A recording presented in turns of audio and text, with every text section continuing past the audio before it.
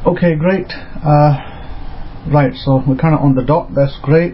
We've got pretty much everybody in the room that usually is here, and if any more turns up, great. Now, I don't know if you know that, some of you may know this, some of you may not, that today is actually Pentecost for many people. Did you know that? That today, many groups are celebrating Pentecost today opposed to last week, because I believe that there is a correlation, or at least a digressing away from the lunar calendar. A lot of people don't follow the lunar calendar, by the way, the Jewish calendar as they call it, and you'll find that some of these other people follow what they can term, I believe they term it the calendar for the barley becoming ripe and all that kind of thing, and the sheaves being ripe, and they kind of calculated according to the some of them calculated according to the sliver of the moon, some of them calculated at a certain other way, but a lot of these groups, they kind of digress, and they have different opinions on how the Omer is counted. Basically it all starts from Passover and then the Feast of Unleavened Bread, and then some of these groups will calculate the Feast of Unleavened Bread from the not the traditional way as you see it, some other way, and then they have to decide on when the Feast of First Fruit is, from whereafter they begin their count of the Omer. And because of that, the difference is there. What we find is sometimes if you calculate the feast according to the Jewish lunar calendar, which obviously was invented, let me emphasize the word invented. It wasn't a calendar used by our forefathers. It was an invented calendar, and this calendar was invented and put in place around about the 4th century CE. So 400 years after the roughly after the destruction of our second temple.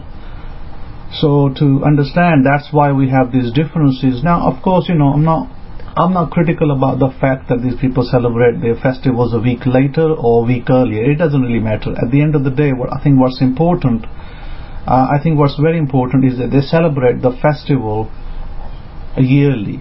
In other words, it's the end product that counts. It's not how you got there. It's how it's that you did it. So we don't go down saying that, oh well, this is a bad thing. I don't think it's a bad thing.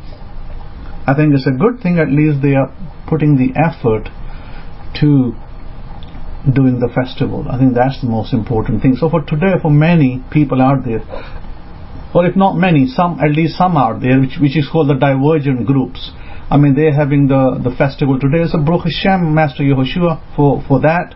I think great, no problem. I wish them well, and I wish they have a great day today. And we will look at what is the meaning of this festival, and I'm going to come back and look at that. I'm going to pass the mic back to Rabbi Kefa if there's any updates through the prison ministry, anything going on there, and then we shall continue. Todah for coming in. Welcome to the Shabbat. This is Rabbi Simon Altaf from U.S. Florida, sunny state where sunshine lasts forever. Todah. I'll be with you shortly.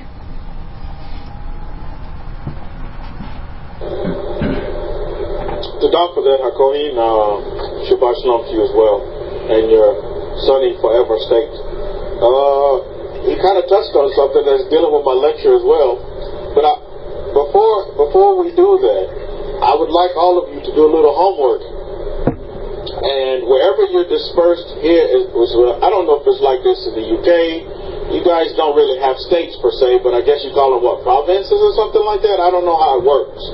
But counties, I don't know what you call them. But for those of you here in North America, you're going to have to do some homework. They're called counties, okay. You're going to have to do some homework here. I want you to all find out what's the nickname of your state. Find out what's the nickname of your state. Just hang on to that as I get into my lecture. We'll discuss that a little bit more. Find out what's the nickname of your state. I didn't ask this of Hakohi, but if you notice, in his closing, he mentioned something about Florida and sun. So find out the nickname of your state and just hang on to that. That's your homework. That's homework, food for thought homework. announcement. This announcement was made last Shabbat as well, initially for the first time by the son of Aaron. I think it's important to understand if you want the Tanakh, you better get it while it's hot. I think, Hakohin, what's the situation on the Tanakh? You can find it where? On Lulu, LULU.com. If you want to get the Tanakh, because we're kind of phasing it out, Lulu only. It's going to be phased out. Amazon is discontinued. So if you want the Tanakh, you will have to look for it on Lulu only, LULU.com. That's for those of you listening via MP3, because we're phasing out. Hakoin saying, and Lulu also will be phased out in 1 week. So for those of you who want to add it to your library, add it to your collection, because it's definitely going to be a collector's item. Because look, I'm going to guarantee you this. This is what's going to happen. You'll still be able to find the Tanakh on Amazon. But guess what? The Tanakh is going to cost you about $3,000. I'm telling you. Or, as we've seen, the Tanakh may run you about $1,000. From what? Third-party sellers, right? So, it'll still be out there, but you're going to pay. And as we know, our Tanakh is priceless. It's priceless indeed. You can't even put $1. I mean, this is more valuable than gold dust. You can't even put a value on it. So, anyways, if you don't believe me, Rabbi Yosef Hilton, go take a look. Oh, you mean the prices on Lulu? I think the price on Lulu, I don't know. You may want to just check for sure. But because on Lulu, they do them in hardback. So you get it in hardback as well, which is another great benefit. The prices are the same. No, on Amazon, my goodness, you go look at some of the third parties. Go look at how much they sell them for. They vary. Some will be generous and sell them to you for, they'll sell them to you for, $300, $500. Third party sellers we're talking about. So, be on the lookout for that. And, again, Tanakh is priceless. You can't put a dollar figure on the books of Moshe, on the laws of Moses. You just can't put it. The laws of Moses is like the gift that just keeps on giving, right? I know all of you are still, being benefited and being blessed from the laws of Moses, and that's the way it should be. Rabbi Yosef Hilton is saying, so the all in all, our value comes from making money. Well, some people see it that way. I was having this discussion with my Aisha as well. Some people think, and my daughter as well, because a lot of people think that, they think success is based on money. How many of you agree with that? To be successful in life, you have to equate success with money. I totally disagree with that. I think success comes from being happy. I talked about this last Shabbat. That smile. And I'm going to mention this because I think it's very important and it needs to be mentioned. And I did a study on this, and I took the Kohen's words about smiling, and I put it to the test. I didn't go around smiling at people all day long, this, that, the other, the third. But you know what I did do? I did do this. I write this email once a week to this woman that does some nursing. She takes care of my nursing things online. All our nursing notes are done online. And I didn't know, unbeknownst to me, I didn't know this woman was going through situations like we all do. We go through situations in our life. And I think success is relative. Success depends upon the individual, the human being. But to me, success is being happy. It's just, as long as I'm happy, as long as I have peace, I'm successful. I don't have to have $1 gazillion in the bank. That doesn't mean nothing. I know a lot of people with $1 gazillion in the bank and they're the most depressed people in the world.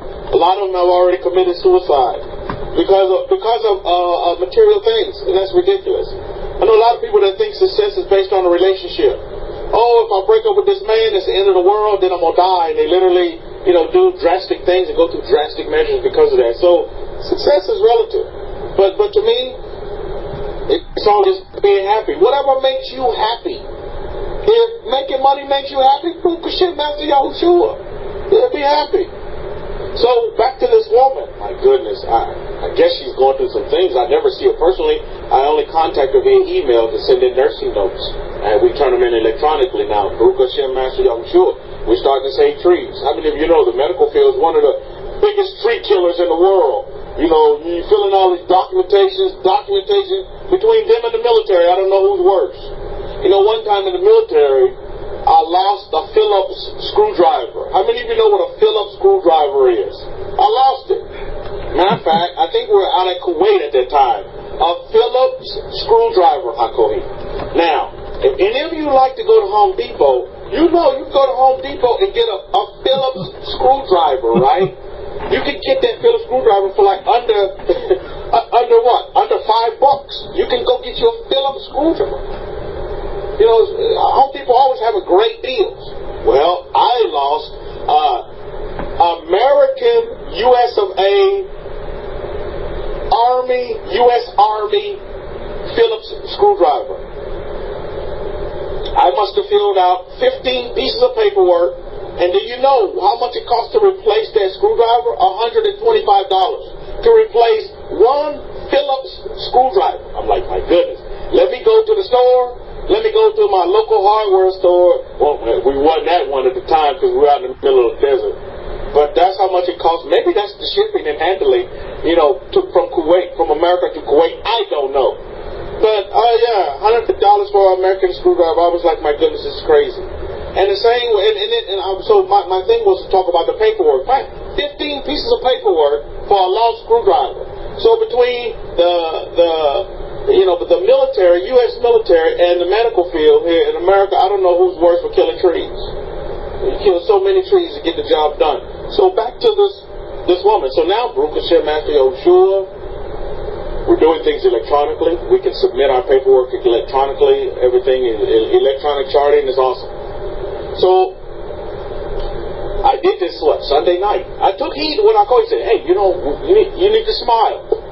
And so I put that in my email. I said, you know what? I always tell him, have a great day. Enjoy your day. Make your day great. And then I added this to it. I added the son of Aaron's words. And smile. My goodness, do you know? She never responds back to me. But this time, she responded back to me in the email. She goes, you know what? What you said to me is I'm really taking it to heart because I'm going through some very difficult times. And for me to read your email and say, to smile, that meant a lot to me. I was like, wow. I was like, Baruch Hashem, Master Yahushua. And then she ended with a God bless you. I was like, wow, that's great. So not only do people have to see a physical smile, maybe you can do it in an email. And that's just as big as a smile as having one sent to you,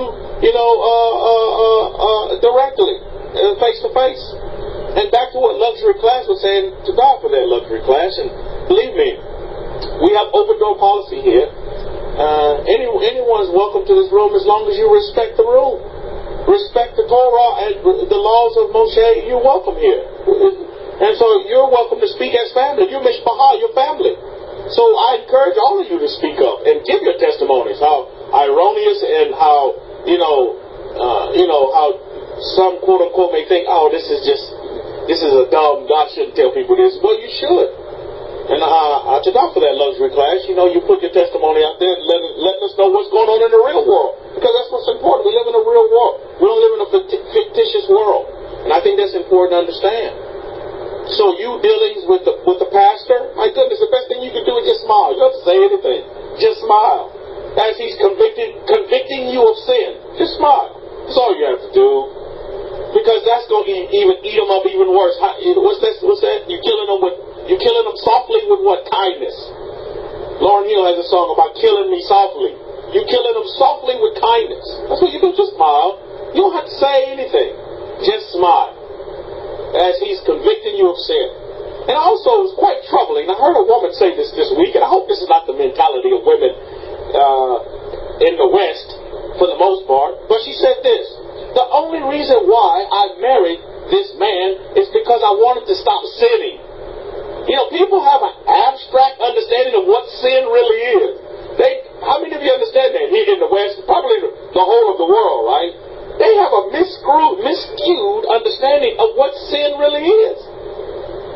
So, just because the woman was sleeping with this man, she thought she was sinning. So she said, well, I had to marry him. And guess what? They're divorced today. You see, you can't base marriage just because you married a man just because you guys were having relations.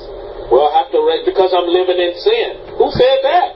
Who told you that? Maybe Hagee told you. Maybe that pastor told you. You see, so it's just so people are just so bent out of shape, and they live a life. And when we talk about being free, yes, this is the land of the free, the home of the brave. But guess what? There's a lot of folks here in North America that's in bondage. They're in bondage to the foolishness of what sin really is, and they don't understand that they're so free within the confines of the Torah. The confines of the laws of Moshe will free you. To where luxury class, you don't have to even be worried about your six-pack. You come to Texas, and you don't get no six-packs. Tell them my fellow Texans. Texans buy the beer by the case.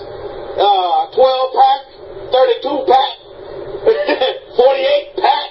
You see, you can buy your beer by the case, go through the register, and go through it with a smile, be very happy. Go drink it at your house and be content and be very happy. And tiptoe through the tulips, and you don't have to worry about, even if people are looking at you crazy and thinking you're this big alcoholic, leave them to it. People are going to think about you anyway. People are going to talk about you anyway, so be it. Might as well go through it with a smile. So I think these things are important. So make sure that you institute that smile theology. I think that's so important in our lives. It will really help the Gentiles, because a lot of them are just angry and they're not happy. And they do have money and they're still not happy, because they haven't really found the key to success. What's the key to success, Mishpah? When you boil it all down to it as human beings, what really is the key to success? I believe it is finding that Torah. When you find Torah, when you find the laws of Moshe, and you decide to uphold the laws of Moshe, now you become successful. And you don't have to have a lot of money to do that. It doesn't take a lot of money to do it. So there's a lot of miserable people. In my neighborhood, I'm telling you, there's people here in my neighborhood make very good money, but they're not happy. They walk around like the Grinch. You see them outside, they don't wave at you. They don't even want to communicate with you. They don't want to talk with you. Importantly, do we not need that in this day and age? There was a psychologist. She was talking about the other day how that's one of the things that humanity is becoming disconnected. You know why? It's because we quit talking to each other. We only communicate with our devices. I'll send you a text message. I'll send you an email. But I won't talk to you. I won't. I mean, some of you're not even getting phone calls in the mail. You don't get phone calls anymore. Some of you, when the last time some of you wrote a letter and licked the stamp and put it in the mail? Think about that. So the psychologist was saying, humanity is becoming disconnected with itself. And I thought about that. I was like, wow, she's spot on. What she's saying is very true. So I think we need to reconnect. And I think here in North America, this is what the nation needs. People to talk to you. When you're in that register line, you're checking out at your Costco's and all of your other stores, talk to people. Initiate conversation. I'm telling you, there's blessings in that. I'm going to give you an example. I was taking one of my laptops. I'm trying to revive it. My old Bio. I got an old Sony Bio. That thing's so old, my goodness. It might have some of the Master Yahushua dirt on it. The thing is so old. But I just can't let go. When I get things, Mishpah, I don't know about you, I'm a big fan of keeping them. I'm loyal to them to the end. And even after that, I'm trying to do a Lazarus move. I'm trying to revive them, bring them back from the dead. So I took this laptop in there because I love that laptop. Me and that laptop have been through many wars, many battles together. And that's one of the only things that my ex-wife didn't take when it comes to electronics. She left me that old laptop because it was all beat up and broken. So she thought. So I took it to this IT lady. And I tell you, the place was so quiet. Nobody was saying anything in there. And then me and her began to start joking around, and we spoke up a great conversation. Just joking around.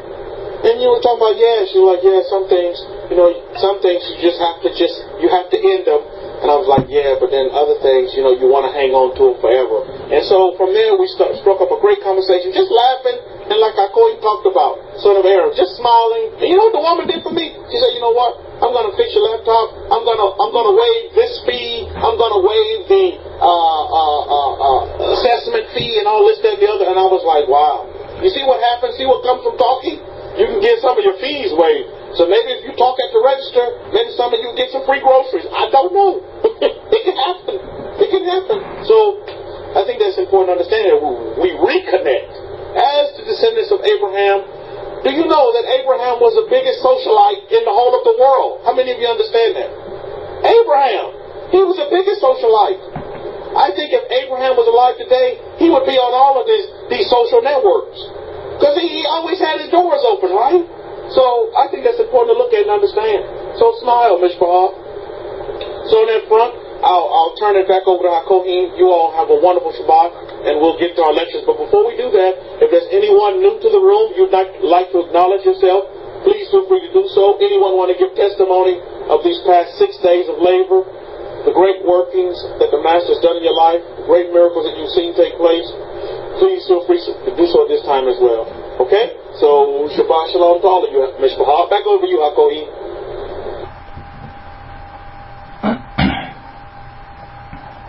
Yeah, Todah for that, Rabbi Kefa. Okay, so hopefully I'm coming in loud and clear. And before I say anything, just a couple of things. I think just as a precaution, I think it was a couple of weeks back that in England I was sent a little video in which a graduate who basically completed his MBA degree went home and he was upstairs in his bedroom in this house in England, Harrow basically. My brother, by the way, lives in Harrow as well. So this guy was living in Harrow probably with his mother, and he went upstairs and to take some rest. He put his laptop on the bed and he went to sleep. After he put the laptop on the bed, it was probably still running. And what happened, this laptop, because of the heat that it generates, and there's no place for the heat to escape under the bed, like, on the sheets caught fire. And this house caught fire. And this was a little video that I think one of my family members sent to the rest of the family. And the man was succumbed by the fire. Young man, 20-something years old, was succumbed by the fire, and he died as a result of that. By the time the fire brigade people came, the guy was dead, and it was very sad because he just completed his university degree. He had full of life and everything, and that one mistake led to his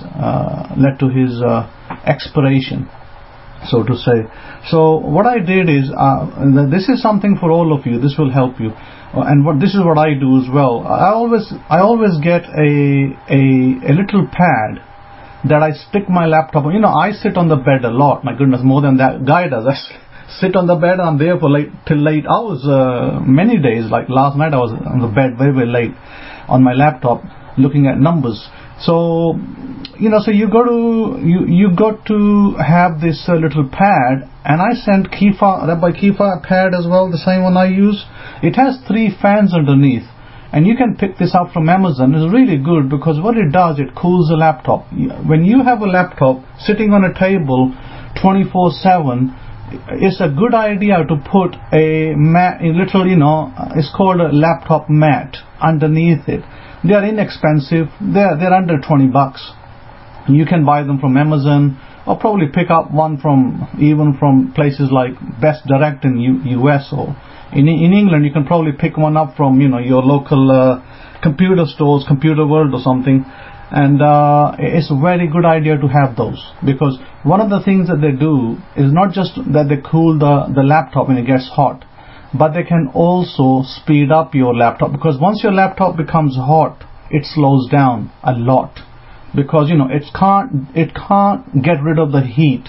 And you can imagine a human body, like our bodies, if we can't disperse the heat in the hot weather, if we can't discharge it, get rid of it, because our bodies generate heat as well, what happens to us? We start breaking down, we start having sweat, we start getting ill, all sorts of problems occur.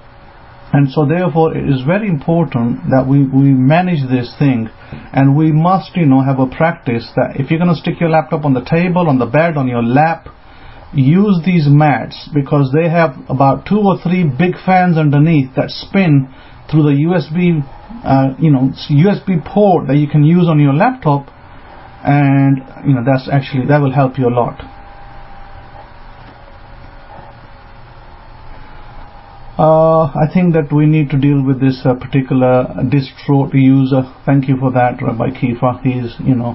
He thinks he knows the Creator. Yeah, he's another one of those Pope figures, I guess. So, having said that, now coming back to, we will look at the Parsha's Naso today, and as I was telling you earlier, that we have many people, or at least some people in the community of Torah or Messianic Judaism, whichever label you like to give it. Some people are celebrating Shavuot, Pentecost today, and so it is their festival. So I would encourage, rather than rote, like a rote, oh well, it's the festival, let's do it. I would encourage everybody to get an understanding of what is this festival about, because behind every festival is a reason, and we need to understand the reason in order to get somewhere. Now, we were talking, earlier Rabbi Kefa was talking about laughter and smiling. I think it's very important that we smile, and it will help our problems, in terms of body issues, in terms of psychological issues, and all sorts of other issues. Because the other day, I was talking to my Aisha the other day, and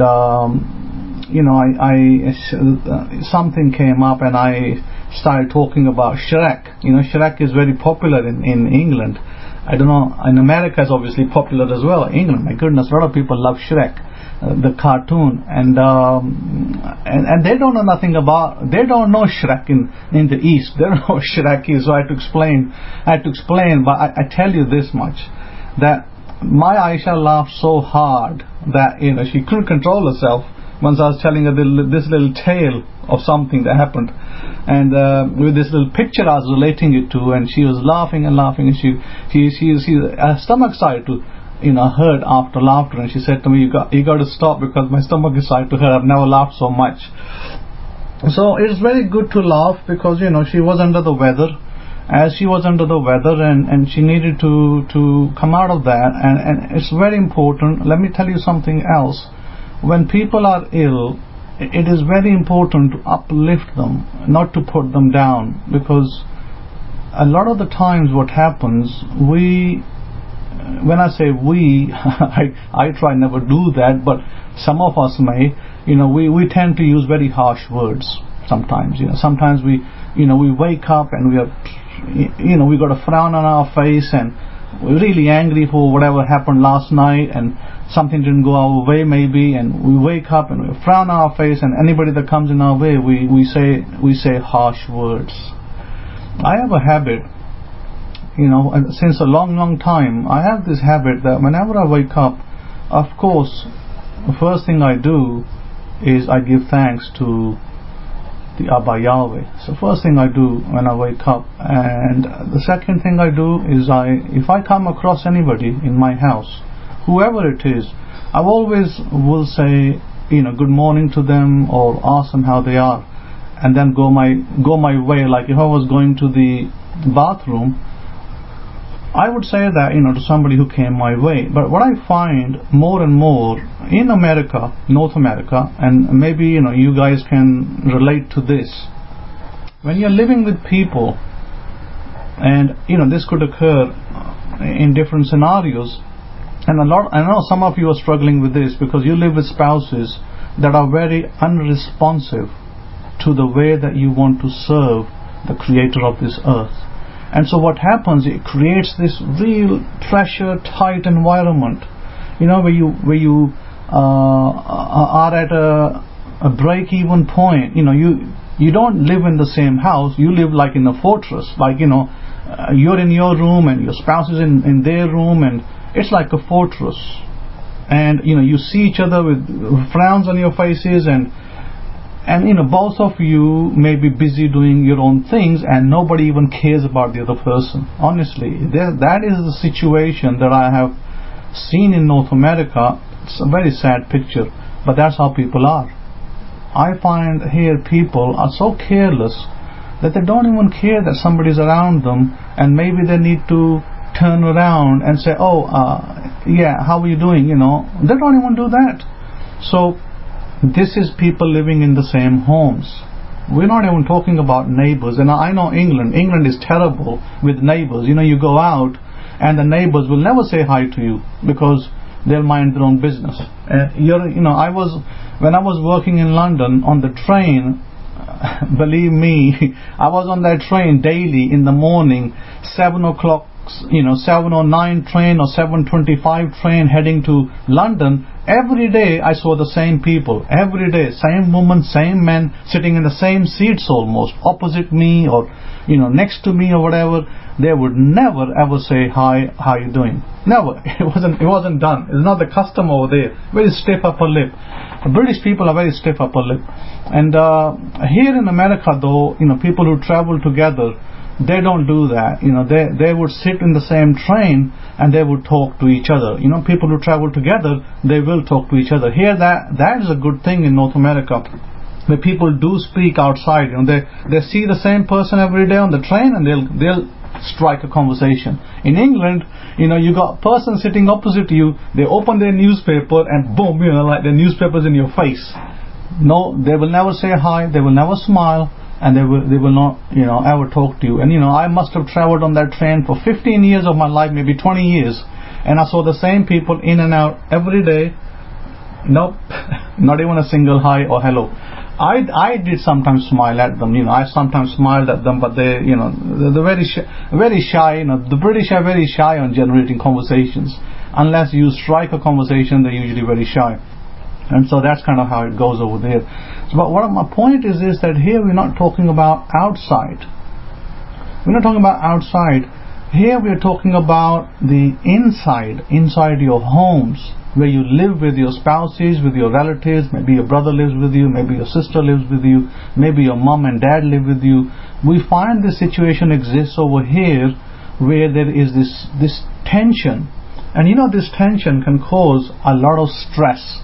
And do you know how many people are dying with heart attack in this country, with high blood pressure? A lot of people are dying with heart attack and high blood pressure as a result of this immense tension. And I think it's very important that at least you, being in the Torah, you need to loosen up a little bit. And you need to smile a little bit more, and you need to be a little bit more receptive to the people around you, so that you're not seen to be that Grinch, who never smiles, who always got a frown on their face, and it's not a good way to live. Basically, it's not a good way to live. So it's very important that we look at that, because part and parcel of the Torah is an attitude that you should have. Is that irrelevant of beliefs? I have a little saying, irrelevant of beliefs. It's not what your belief is. It's your character that counts. It's not what faith and religion you follow that makes you. It's your character that reveals yourself. So, the Master Yehoshua said, "By their fruits you shall know them," and that is a very wide saying. And maybe sometimes we'll look at that, but that also incorporates how you live as well, daily, day in and day out.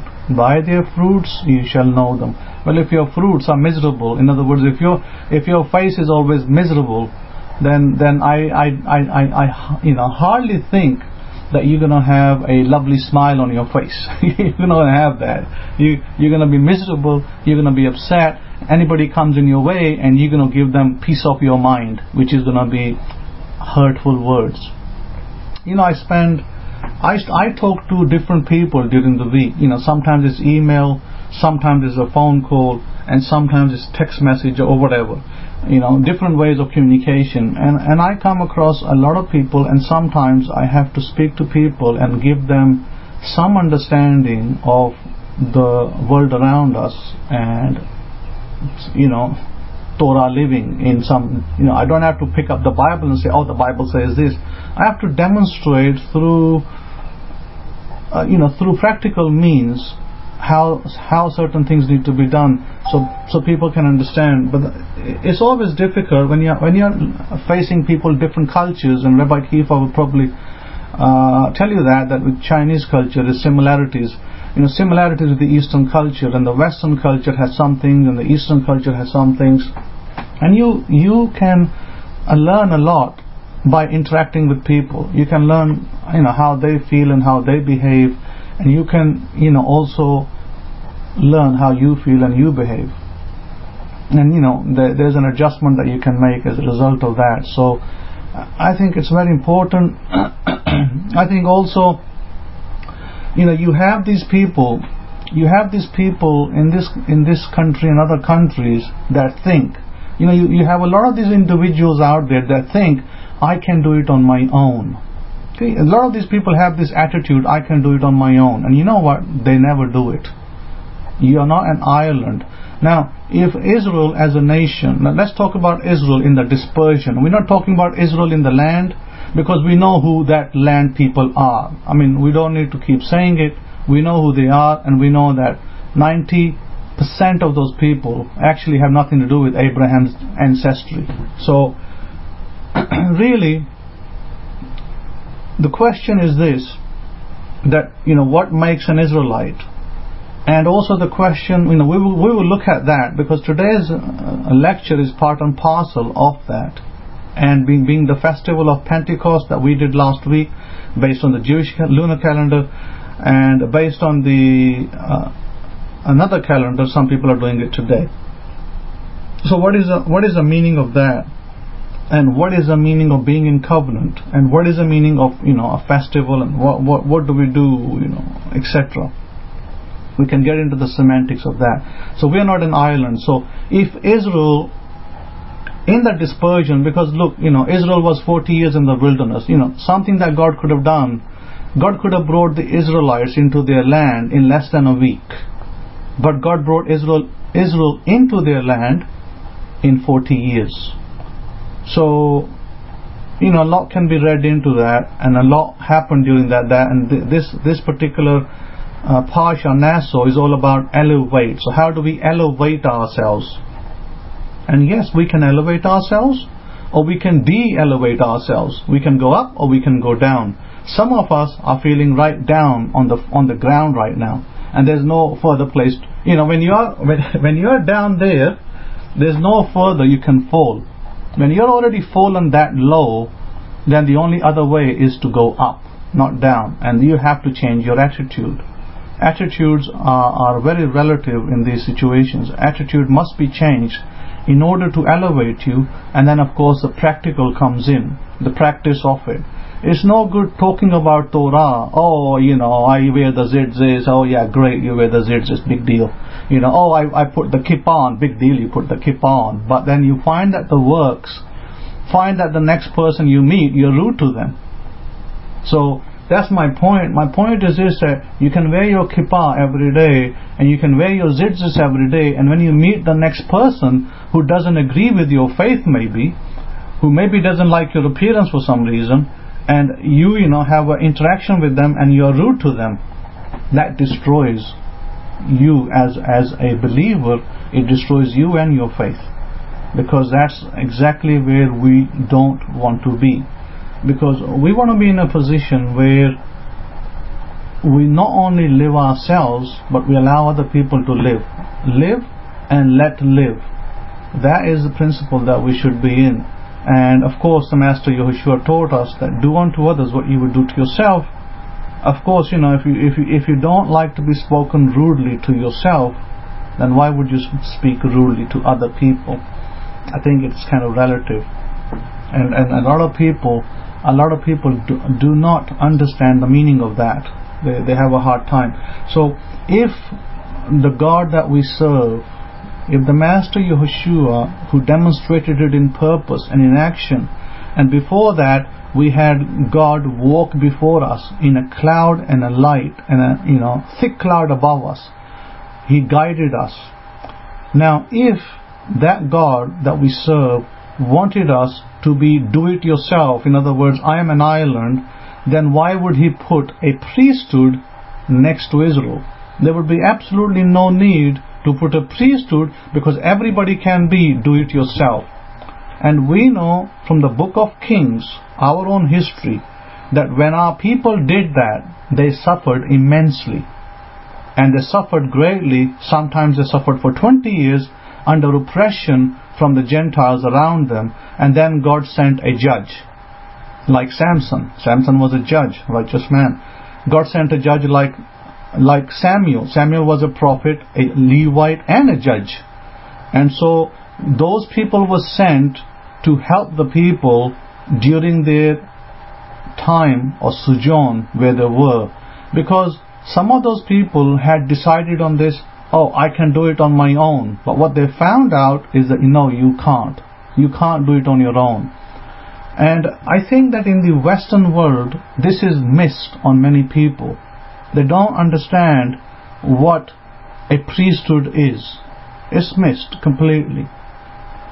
And in the Eastern world, they stick to it like glue. They understand that the priesthood, being in covenant and being in a priesthood or being part of this particular family means something.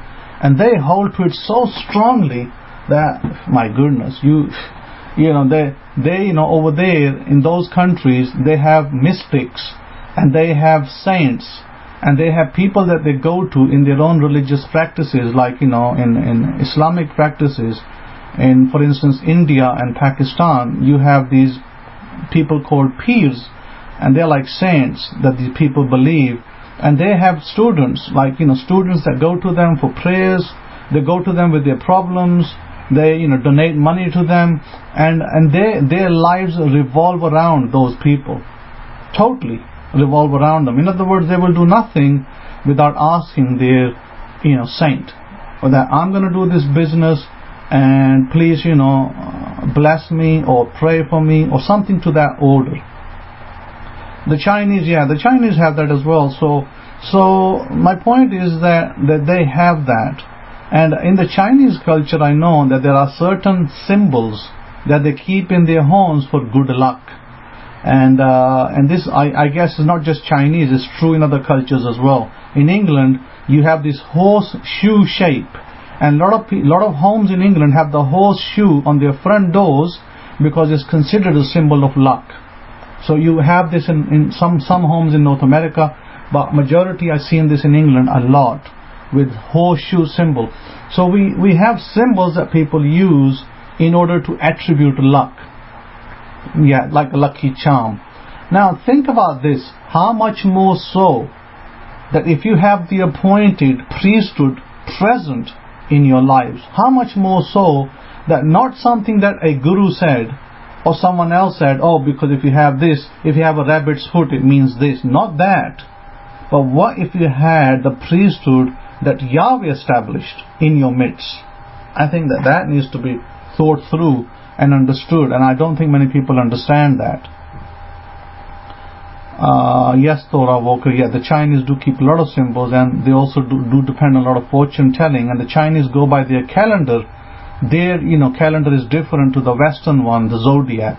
Their zodiac is different and has different interpretation, slightly different interpretation, etc. And then a lot of Chinese follow their a lot of Chinese mixed Chinese in. A lot of Chinese have what I can describe as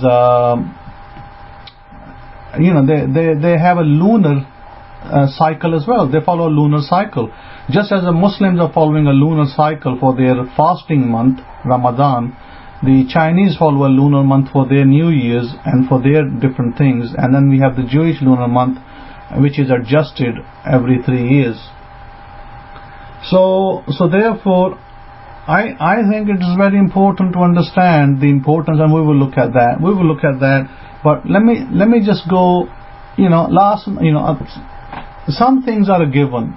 Some things are a given to the priesthood. I don't know, how to describe it, but certain gifts that God has given to the priesthood. That's just the way it is. You can't fight it. You can't argue with it. That's just the way it is. Certain gifts are given to us. It's our inheritance. We're not given inheritance in the land, by the way. We'll be lucky to have a house over there, next to the temple or wherever God places us. We've got no, I got no acreage in Israel. I'm not looking forward to any acreage in Israel, but you guys are. You the 12 tribes, you're looking to acreage. You're going to get many acres of land distributed between yourselves. I'll probably be lucky to get a house, if that, I don't know how to pay rent on it, but I'll probably be lucky to just get a house. So that is my inheritance. If I can't even call it an inheritance. That is not even an inheritance to me. That's a plot of land, like maybe 1,000 square foot plot of land, where I can have a house given to me by the God of Israel. But really, my inheritance is Yahweh Himself. So if you think about it, if those of you believe that the Master Yahushua is the Master and the Lord and the Savior and the giver of the Torah, then yeah, He is my inheritance. I have no other inheritance. When I was struggling when I was looking for God roughly 20 years ago, 30 years ago, I would even go back another 10 years, when I was searching for God, no one came to my door except Jehovah's Witnesses, and I didn't accept their theology. So Jehovah's Witnesses came to my door, but I didn't accept their theology. I find in North America, a lot of the black families are in Jehovah's Witnesses. Maybe it's something that I observe, but I observe that a lot of maybe prominent black people were as well Jehovah's Witnesses, or are. So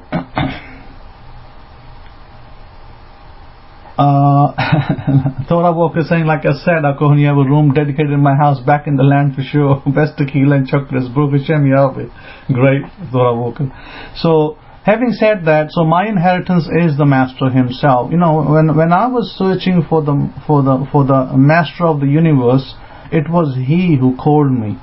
Really. So my thanks goes to Him. The voice that I heard back then in 1998 came from Him, and He's the one who called me out personally by voice.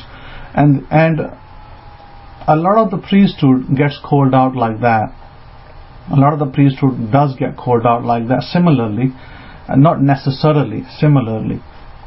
So Parsha's Naso is all about that, because Parsha's Naso, Torah Parsha 35, Naso with the Var, Numbers chapters 4, 21 to 7, 89. And Yahweh spoke to Moshe, saying, take also the sum of the sons of Gershon throughout the Batim, houses of their Avot, by their Mishpachot, from 30 years old and upward until 50 years old, shall you number them, all that enter in to perform the service, to do the work in the tent of the appointed times. This is the service of the Mishpachot of the Gershoni, to minister and to carry. And they shall carry the curtains of the tent, and the tent of the appointed times, his covering, and the covering of the blue leather that is above upon it, and the hanging for the doors of the tent of the appointed times.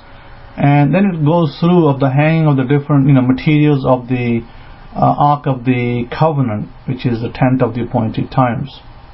So the sons of Gershon, then the sons of Merari, it says, you shall number them after the Mishpachot by the bait of their Avot, from 30 years and upwards, even to 50 years.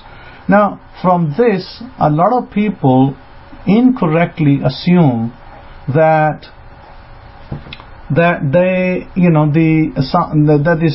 Aaronic priesthood, they assume that the Aaronic priesthood, is only till 50 years. Now, they are partially right and partially wrong, because they say, well, if somebody is over 51, they can no longer be a priest. The problem is this, that only applies to Levites. The sons of Aaron are a priest forever. In other words, if you are a son of Aaron, then your priesthood doesn't end at 51. Your priesthood never ends. That's the beginning of the problem. So you are a priest forever in that particular scenario. Just like the Master Yahushua is a priest forever. You don't get a retirement. You can't retire actually. Even if you wanted to, you can't retire. It's your gift. You have it. And yesterday I was on my laptop yesterday, and one of my students from England phoned me on Facebook. I hardly ever get a call on Facebook. I never get a call on Facebook from anybody. I guess he found me on Facebook somewhere, and he just called me, and the call popped up, and I received the call, and it was my student in London. I hadn't spoken to him for I guess more than 2 years, and he spoke to me. We discussed things, and he was very, very happy to speak to me, and we discussed some prophecy, some scriptures, some things going on, etc. He was asking me about prophecy, what's going on, and I told him, I said, everything that I wrote in my books on On prophecy, World War III, I said is active, it is current, and is still in force. Nothing has changed what I wrote. So stick to what I wrote and you will not go wrong. Nothing has changed whatsoever. Not a bit of it has changed. And he said, okay. So I said, you just need to keep your fingers pointed in the Middle East and you will not go wrong. And so it was good to have a conversation with him on that front. But having said that, as I said, that it is very important to understand that priesthood doesn't end, for us at least. I don't know if that's a good thing.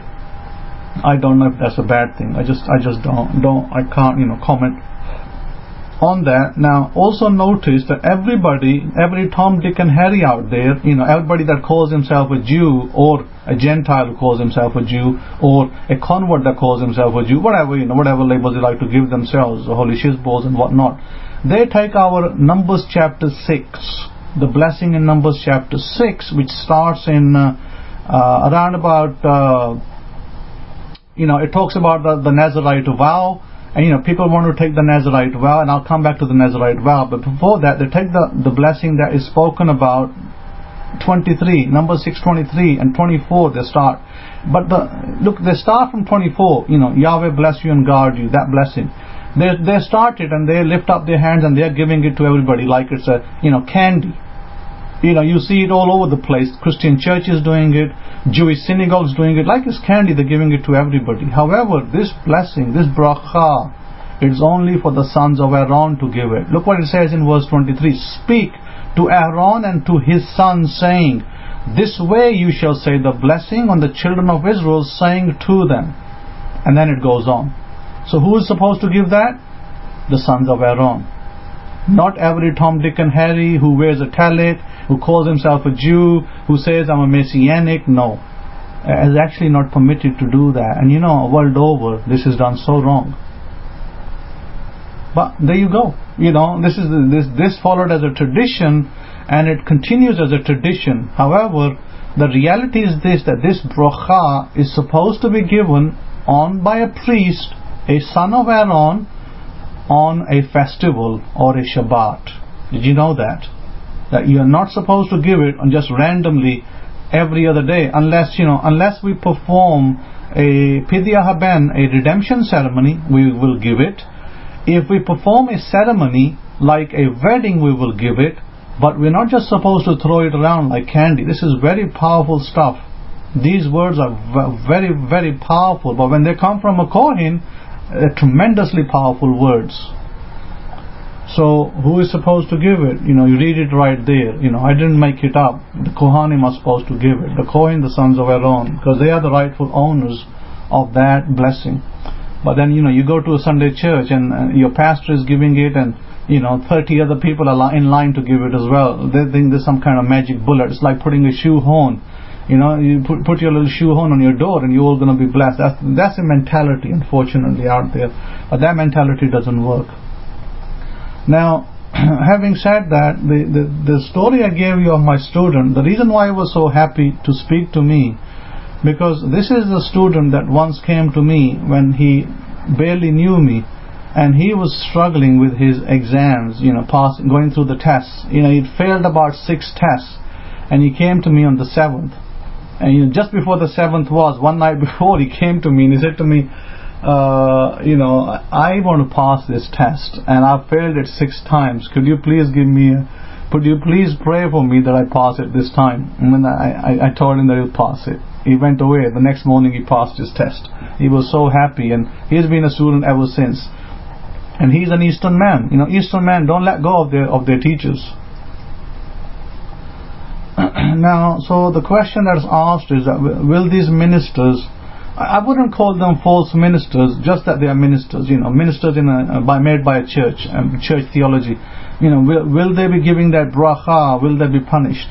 Well, I'm not the judge and I'm not the justice, of peace. I can't say who will be punished and who will not be punished, but what I will say is that look at the text. What does the text say? The text says that the sons of Aaron. So the rightful owners of this blessing are the sons of Aaron. And if everybody else does it, then your educated guess is as good as mine.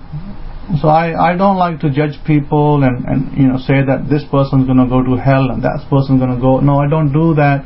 But having said that, I leave that judgment, justice, I think is a better word. I leave that justice in the hands of the Master Yahushua. He will decide who gets what.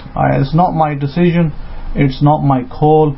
I don't, spend all my day thinking about that. I don't need to. All I know is that power, that authority has been given to the sons of Aaron, and they have the right to use it.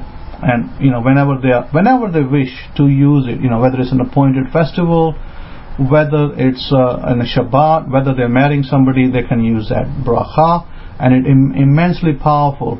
Bracha, immensely powerful if you know how to use it. Having said that, let's come back away from the bracha. Rabbi Kefa is saying that I can tell you that I received that blessing of the ministers, and the fact on the ground is I never seen the blessing. Well, there you have it then, Rabbi Kefa. That you can have the blessing recited over you maybe 50 times by different ministers in the church, pastors, deacons, bishops, whatnot, archbishops, but it doesn't have no impartation, because the real power only comes from the Kohanim. That's where I'll leave you with that. This is why I tend not to just use it like candy. I keep it only for relevant times. I don't throw it around like candy. You don't hear me throwing it like candy either. And so therefore it's very important. Yep, we should definitely know them by their fruits, Rabbi Kefa. And so therefore it's very important that we don't steal things and give it to somebody else who are not bearers of it. So to me, this is the same as theft. Stealing something that belongs to somebody else and misteaching it and misusing it. So, the results are in front of you. Results are right in front of you, that what happens. Now, I don't like to, I don't like to say things, let's just say, I've got to be very careful with my mouth. Let's put it this way. Why? Because my words come true. That's a problem for me. That's a big problem for me, because you might think it's a good thing. It's actually not a good thing. It can be a very bad thing as well. Because if I say something in anger, then that can also come true. I don't know if you heard of it, but this is actually a fact. Let me give you a fact. My blessing or my curse is worse than my blessing. That's a fact. If I curse somebody, it'll be worse than my blessing. So I've got to be extra careful of what words I use if and when I'm angry with somebody, because I have regretted my words in the past. I really have, because sometimes I said some words that I regretted later, because by that time the words were done and dusted and the thing happened. Few years down the road that thing happened, and I was like, goodness, I shouldn't have said those words. And I was so sorry that I said those words at the time to the person. This is back in England in old days, when I was having religious arguments and discussions in my family, and certain words I said it, and my goodness, I was so sorry that I said them. And I try not to these days. I try not to engage in discussions, religious discussions with family. I don't do it, because I know that the end result will be a slanging match, and I don't use words that are going to be detrimental in somebody else's life, because they don't know. I know, but they don't know who they are dealing with, and I know that what I say will come to pass, and so I have to be very careful. I have to be very, very careful.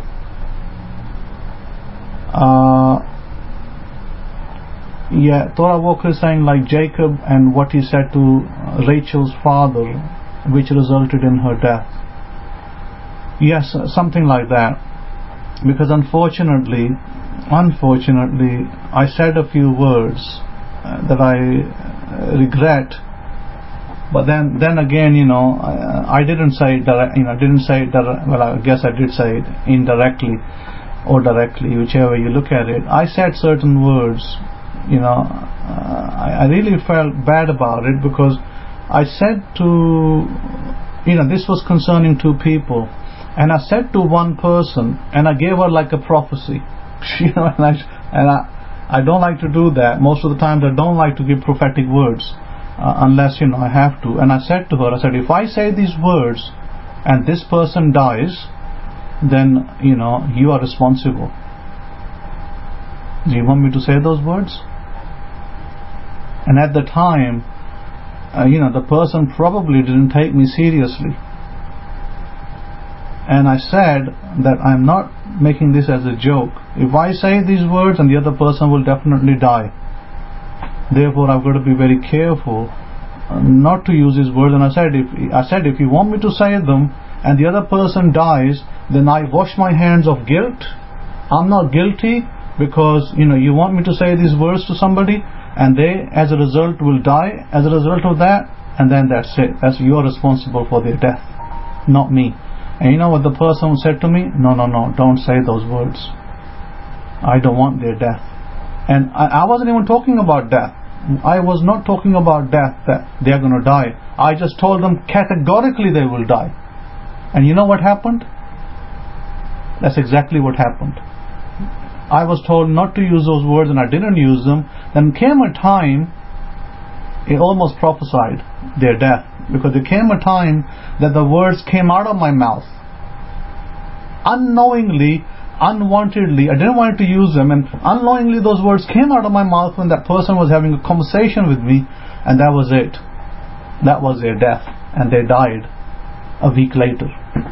So my hands are up. I consider myself really sinful to do that. I went before the Master. I gave a Zadaqah offering. I gave a free will offering, and I regretted, and I said to myself that was my sin, that I did that, because I didn't intend to do it. I had no such intention to do it, and then inadvertently those words came out, and that affected that person so much that the person died a week later. And I was like, my goodness, I was so sad, and I was crying for a whole week. And I said, okay, next time I'm going to be extra careful, because I didn't cause their death by I didn't force them to do something, but whatever they did and caused their death, then I felt partially responsible for that. So that's why I told you, my curse is worse than my blessing. So I don't want to use any curse words. I don't want to curse people, because I know that it's worse. So if you're going to go up against a Kohen, beware. You're not an island. You can't do it yourself, and you're not going up against me. I'm just a humble man. You're going up against the Master of the universe. Then His justice will be dealt with. Whatever that justice is in your life, it will be dealt with. There's a country sitting in ruin right now. Half of that country is sitting in ruin. Another one is sitting in lava, and both of those countries have something to do with the Kohen in the past. So don't think for a second that you can slander me and get away with it, because you won't be able to. You just won't be able to. I can tell you that. 1 second. Let me just send a message.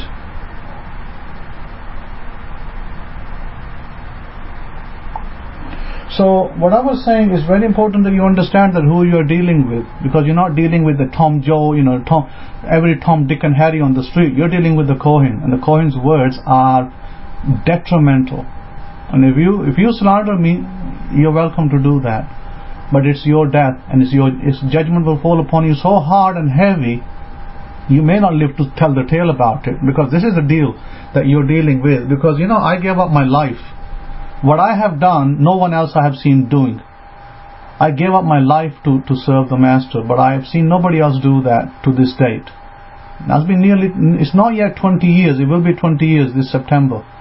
And I lost my family, and I went through a real heartache through my family, trying to maybe I guess stupidly reaching them. I shouldn't have done that either.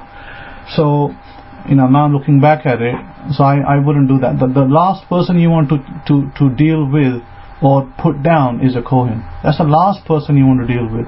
What you need to deal with is, if you come to the Kohen, then you need to come with humility. And I'll tell you that publicly. Come with humility, otherwise you'll regret the day you were born. Because there are people who did that. They didn't come with humility and they are now suffering. And there were those people that came with humility and now they're on top of the world. They are immensely blessed. They got good jobs, they got good families, they're so happy, and they're making it happen. Because they didn't come with this, disgruntled attitude of, who the hell are you? Kohen? What the F, and then they start, giving you all the curse words under the dictionary. My one curse word will send you into Sheol forever. And then you'll come out, you'll never see the face of God. But I don't do that. Heaven forbid I ever do that with somebody. But be very careful. So let's just leave it to that, because those of the people that have gone up against me, they will get their justice, rest assured. And I will have no more of this. I will not speak about it. What they do and what they don't do is up to them. They're killing themselves. When you go against me, you kill yourself, and I think that's fine. That's fine by me, by the way. I'm perfectly okay with that. If you don't want life, then you've chosen death. The Torah tells us to choose life. That life, by the way, is part of the Kohen's deal as well. I'm the one who gives life. But if you're gonna want death, then you've chosen death for yourself. By going against me, you're going against Yahweh, the Master Yoshua. Everything that is written in the Bible will come against you. All the curses written in there will come against you. So don't do that. That's why I told you, 2 countries are suffering right now as a result of that. And I'm not happy about it. It's not like, I'm laughing and I'm saying, oh great, let them suffer. I'm not saying that. I'm just saying it's sad to see that. But Baruch Hashem, Master Yehoshua, we can live to tell the day. We can live to tell the tale about it. Be kind to others. Be good to others. That is my motto.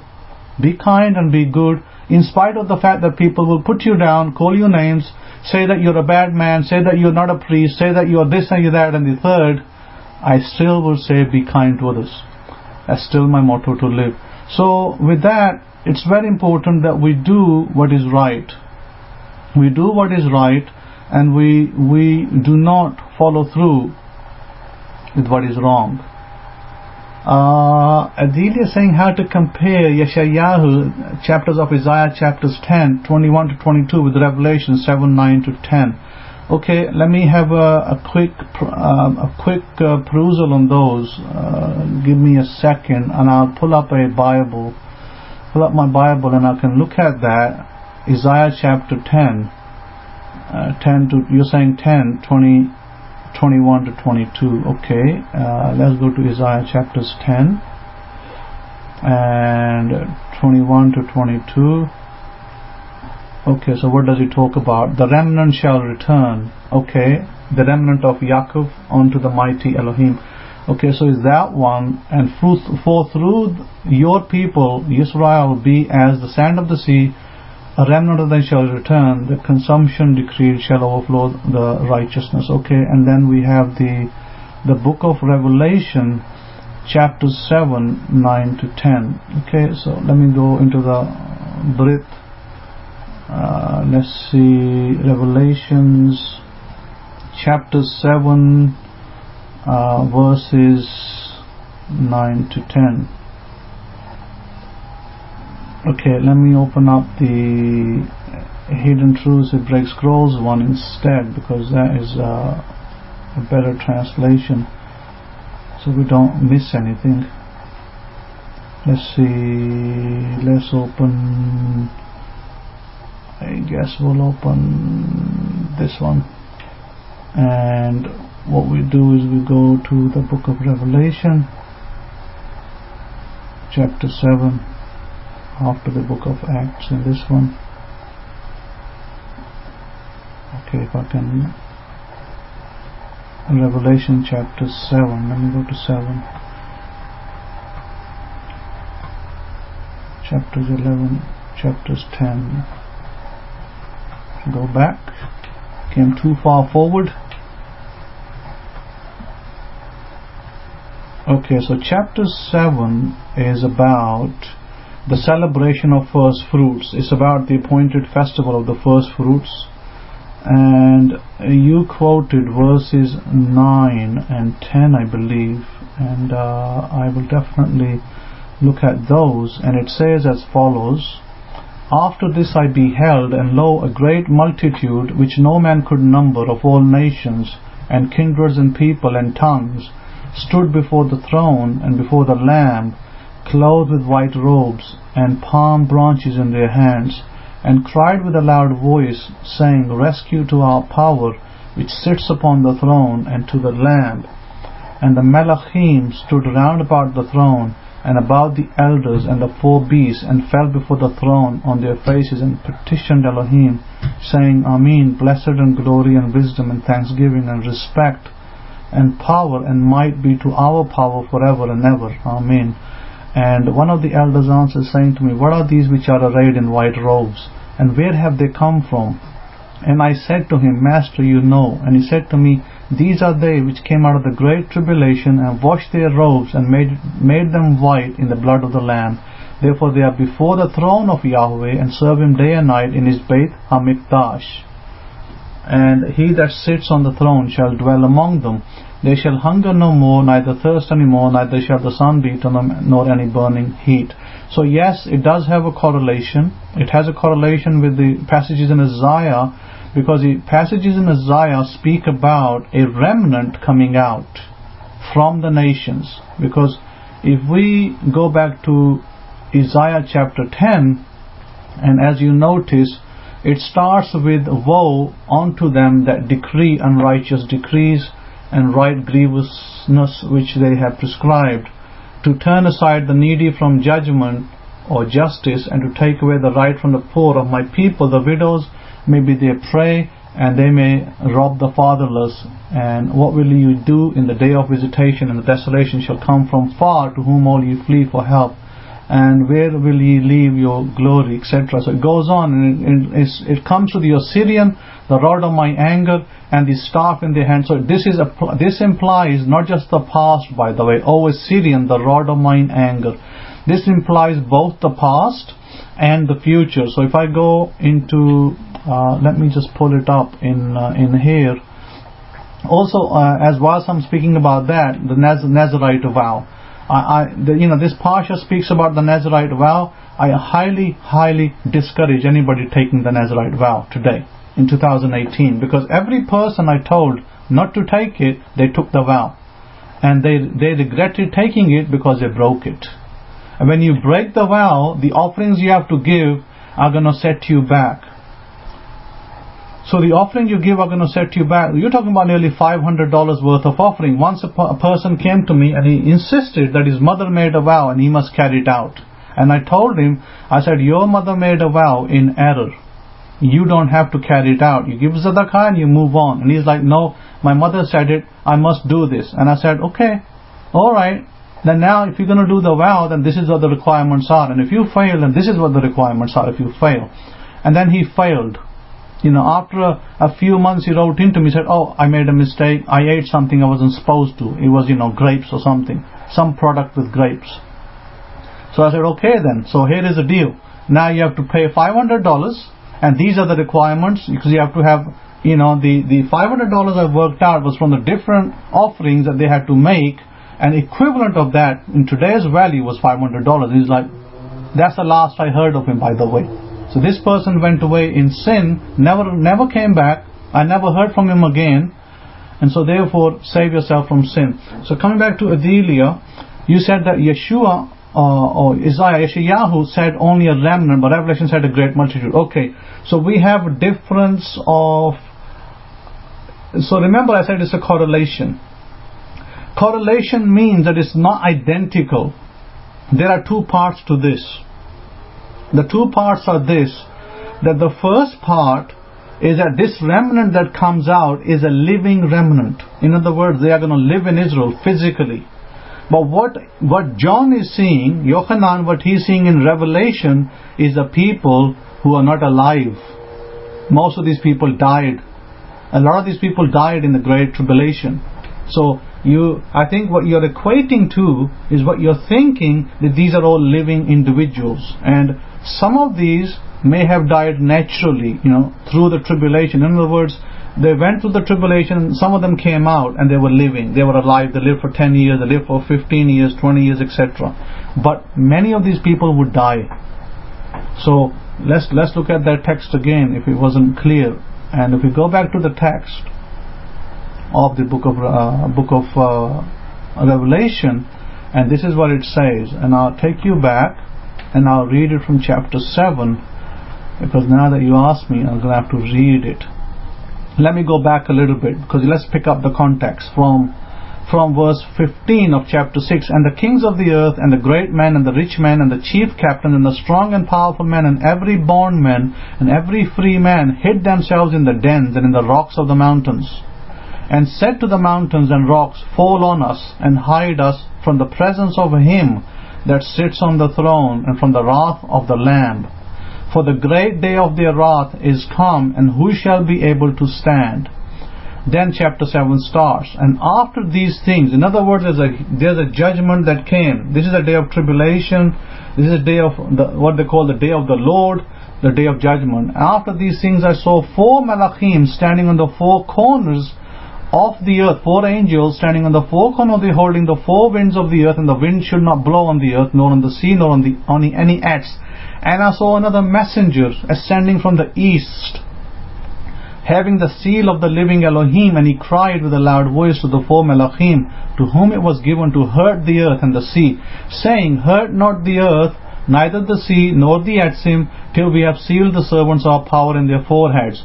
And I heard the multitude of them which are sealed, and these were sealed 144,000. So there you have it, Adelia. These are only 144,000 people.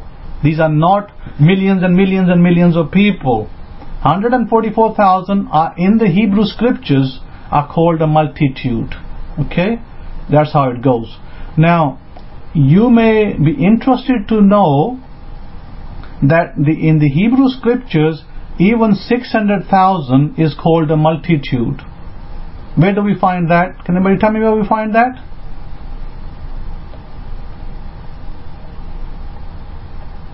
Can anybody tell me? We find it in the Torah, by the way, because in the Torah we are told, yep, absolutely, Eddie, in the Exodus, that's a multitude, by the way, so you have the answer there. It's not millions. Don't think it's millions and millions of people. So daughter of Zion 3 is asking, if I may ask, if someone have come against the Kohen, how does one reverse it? Should they come to you, admit what they have done, pay an offering, and would you stand in the gate to reverse it? Very good question. I had this situation not so long ago where somebody did that inadvertently. They stood against me, called me names, and then really regretted it later because they were proven wrong. Whatever they said and whatever they were holding to, it proved later to be, it was a man basically, and they were proven to be wrong. And what happened, that person then wrote to me, apologized to me, saying that I came against you and I called you names and I said this, and then they had to give us a zakah and they had to receive forgiveness from me verbally. So that's what you have to do. They'd have to come and receive forgiveness, whether in writing, whether verbally, and they'd have to give zakah to the master in the heavens and the earth, because otherwise that sin will stand against you. So Rabbi Yosef is saying that will the great tribulation be this side of the 1,000-year millennium rest or after the 1,000-year shalom rest? Okay, there are two, by the way, Rabbi Yosef. There are 2 wars, and maybe some people can call the war a tribulation as well. And World War II was a kind of a tribulation, but not the tribulation. So there are wars. There are 2 wars, one before and one after. But this tribulation, by the way, is only one. It's before the 1,000-year reign. It's this side. It's not the other side. The other side is simply a war against Israel that's settled back. The powers that be will come against Israel that is settled back, and then the master will deal with them. So that's not a tribulation. That's just against Israel. Here, this tribulation is against the world in general. General against the world. In other words, we've got to be careful, because when we say the world, it doesn't necessarily have to include every country. That's another thing that we have to understand. It could be regions.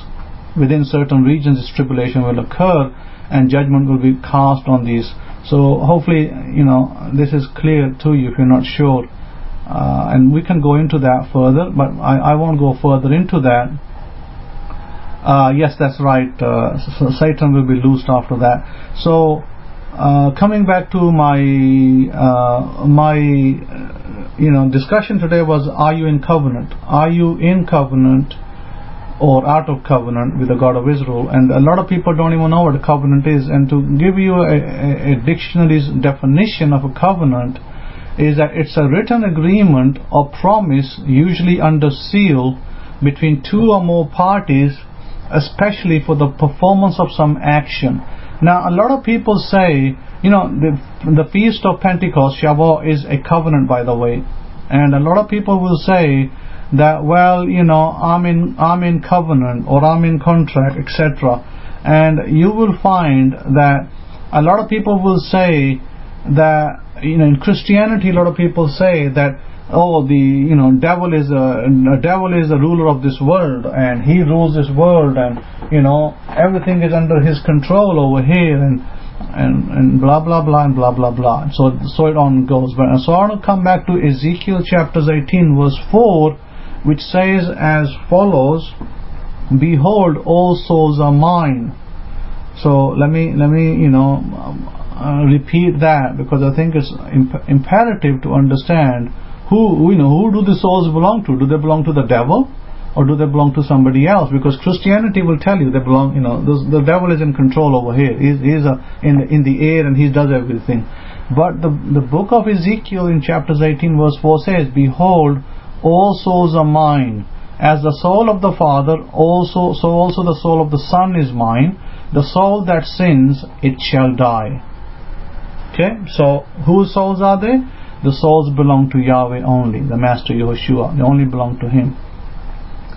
So then, a lot of the Christians then teach you, and you would have heard this from sermons, countless sermons, that look, just say this prayer and Jesus saves you now. Say this prayer and believe in Jesus' name and He saves you. You've heard a lot of that. By the way, that theology came from a statement in the book of Romans, and it says as follows, that if you shall confess, Romans chapters 10 verse 9, one of Paul's statements, that if you shall confess with your mouth Master Yahushua, and shall believe in your heart that Yahweh has raised Him from the dead, you shall be rescued, or you shall be saved, or you shall have salvation, something to that effect.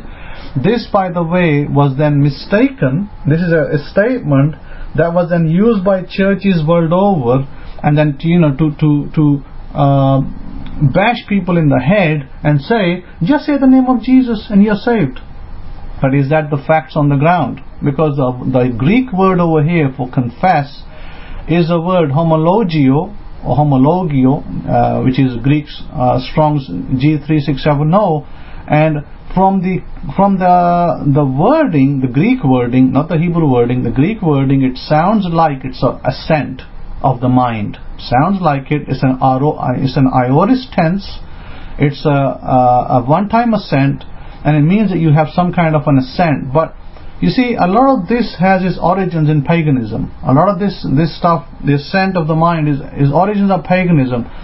But from Paul's writings, unfortunately, a lot of people misinterpreted them, because that is not what he was saying, to just believe one time and you will be saved.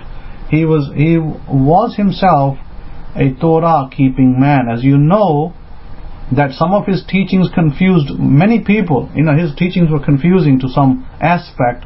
And one time James summoned him and said, okay, people are accusing you of breaking the Torah and teaching them wrong things. And then Paul said, no, but that's not true, because yes, my teachings have been mistaken, and yes, this has happened, but I don't have that intention. So then he told him that if you don't have that intention, then go and give a sacrifice in the temple and show yourself worthy. So Paul was commanded by the Beit Din, by the Naso, who was, by the way, a priest at the time from the tribe of Levi, James. A lot of you think it's from the tribe of Judah. He was from the tribe of Levi, and he was told, because they said that you're teaching abrogation of Torah. And then James pulled him up, Jacob pulled him up and said, you're teaching abrogation of Torah from what people are accusing you of. Is that true? Is that so? Because certain information has come to us, the Beit Din, and this is what being told us, and please, tell us if this is the truth. And he said, no, it's not true. My teachings have been mistaken, have been taken wrongly, and I didn't do that. So he said, okay, now go take a vow and get to the temple and show the people that you're still in Torah. So Paul was reprimanded. So don't put Paul in a pedestal and put him up there next to God, because he's not. He wasn't next to God, by the way. That's what church has done. The church has put Paul next to God. And a lot of the groups in Paul's time had difficulty and problems with him, and they didn't like him for that reason. The Ebionites, they rejected Paul. They said, we don't accept Paul, and we don't have to accept Paul to be saved. And that's true. You don't have to accept Paul to be saved. Let's just be honest about it. Paul is just that. Paul's writings are difficult. They can be mistaken, and they can be taken wrong. So it's not by Paul's writing that you will accept it before God. So that's another thing that a lot of people don't realize. However, Paul was a righteous man.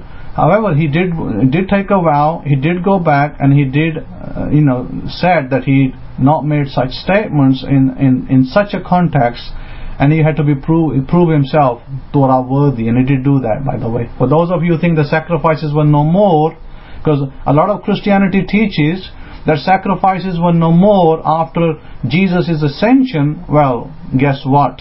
He had to sacrifice to prove himself after the ascension. So sacrifices were not done away with.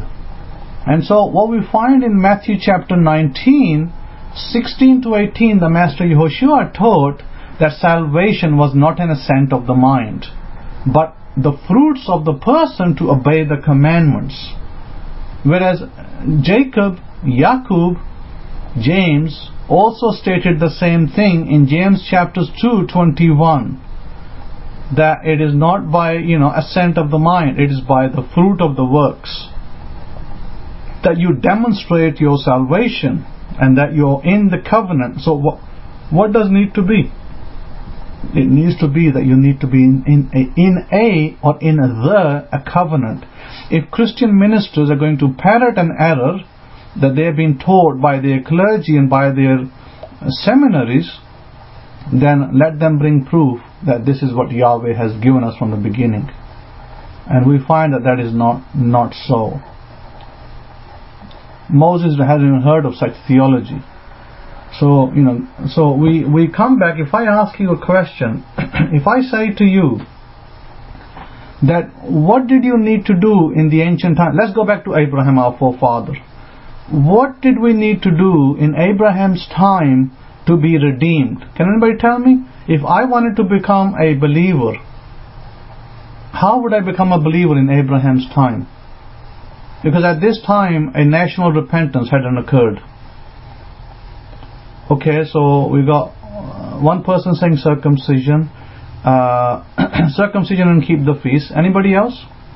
In Abraham's time, if we were living in Abraham's time in nomadic days in Israel, then what do we have to do if we want to be part of Abraham's family, to be redeemed and to be called by Yahweh's name?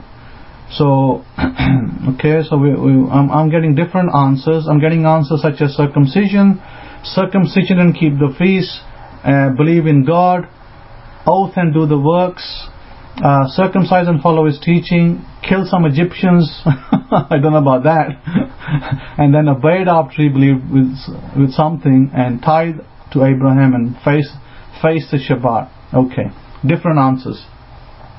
It talks about he believed God and he was counted righteous. Okay, yeah, it talks about it, but what do you actually have to do? Do you have to believe God and be counted righteous? Is that what you have to do? Is my question. Keep the contract and the agreement, the covenant and the agreement. But how do you keep the covenant? I guess that's my question, Adelia. How do we keep that covenant? let me give it to you, because part and parcel of your answers are correct. That you have to do something in order to do that. But part and parcel of your answer you realize yourself are not correct, because you're not faced the obvious. Let me tell you what you have to do. You have to marry into Abraham's family. None of you gave that answer. You have to marry into Abraham's family. Yes, If Abraham had a daughter, you'd have to marry that daughter. And if Abraham had a son, you'd have to give your daughter, you have to become part of that family. That's how you will be saved in that time. Do you know that? In Jacob's time. What happened in Jacob's time if you've forgotten about it? Dinah was taken and the marriage was being forced by Shechem to become part of Jacob's family. That was the only way that you could become part of the covenant. So it was a covenant. You have to marry that family. That's how you have to be redeemed. Okay? So how many sons and daughters did Abraham have? So he didn't have enough sons and daughters to marry everybody, right? So God had to broaden the horizons a little bit. He had to open it up a little bit. He said, okay, Abraham, I'm giving you a covenant. Everybody that comes part of this covenant, this oath, will be part of your family. In other words, God changed it so it no longer was just marriage. It was expanded. Then you could, as Rabbi Kefa said, you could take an oath, and then the oath would be that you'd keep the commandments like Abraham, and you'd be part of Abraham's family.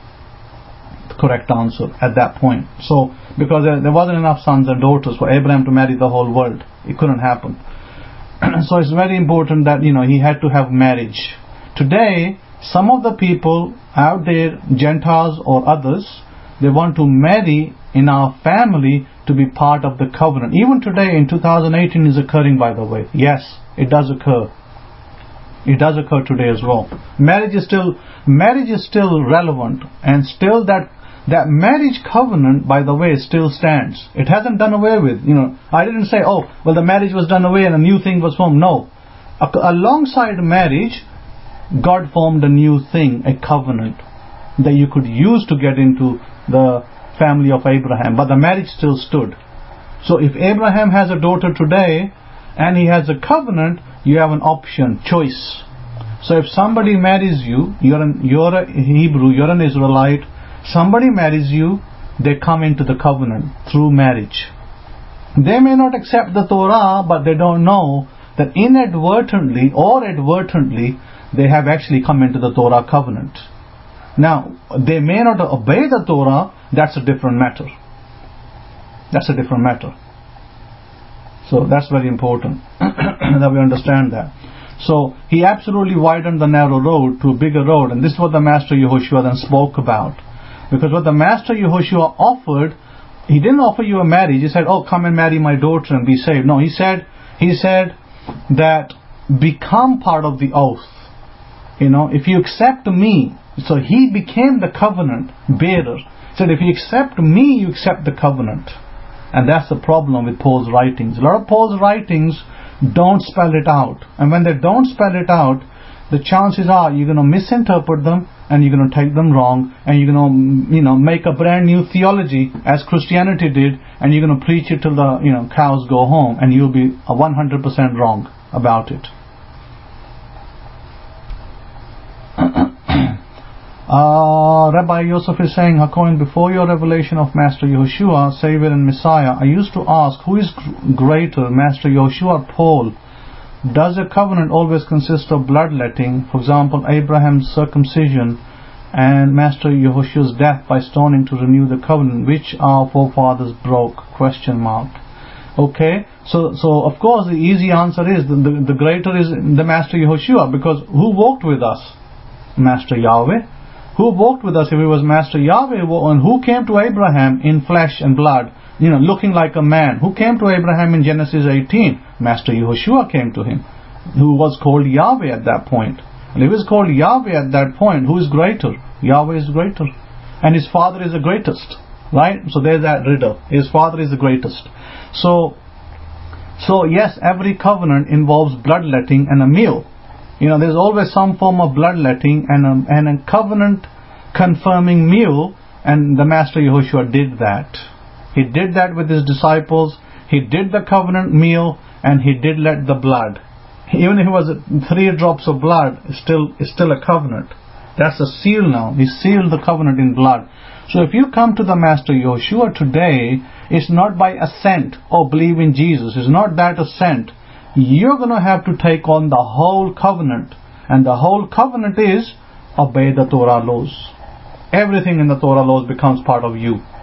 Now, if you want half and half, If you want a Chinese buffet with only the noodles and you don't want the shrimps, but you want the crab, and you want that Chinese buffet, then that's your mishmash ideology that you have taken upon yourself. But that's not what the God of Israel said. The God of Israel gave the Torah, and it still stands. So you have to decide that the Master Yehoshua is he going to accept you? Well, last I was reading his writings and I'll read them again to you today, so that we are crystal clear that I didn't say these words and I didn't make them up. I don't make them up and I don't say them. This is said by the Master Yehoshua. I will take you there kindly, and let me go there. The book of Matthew. We'll go there, and you all have Bibles. I don't care what translation you have. You all have Bibles. I encourage you to pull up your translation, whatever you have. If you don't have the Hidden Truths of Braille Scrolls, fine, dandy. With me, you can pull up your King James Version or the NIV if you like, and we can look at it together. And I will take you to chapter 7 of Matthew. And this is something that I've studied and I've lived and I've applied in my life, and I think it's absolutely wonderful if you understand it. If you don't, well, too bad if you don't. Let's see, let's go back to almost there. I have to roll back this PDF from the book of Revelation, and here we have it in Matthew chapter 7 verses 21. Not everyone, first verse 20, therefore by their fruits you shall know them. Not everyone that says to me, Adonai, Adonai, Master, Master, Lord, Lord, in brackets, shall enter into the kingdom of Shemaim, but he that does the will of my Av, which is in the Shemaim. So can anybody tell me what is the will of our Father in heaven? Is it to just have one-time belief in Jesus, or something greater? You need to ask that question to yourself. The Torah, absolutely. So you need to accept the Torah covenants. What does the Torah contain? The Torah contains covenants and testimonies, statutes and judgments. You have to accept the Torah. And by the way, part of the Torah is the priesthood as well. If you forgot, last I checked, I was part of that Torah as well. My family was still there. So you still have to accept the priesthood as well. So in Genesis 6:18, Bereshit 6:18, we are told, but I will establish my covenant with you, and you shall go into the ark, you, your sons, your wife, and your sons' wives. So Noah was one that was a covenant bearer.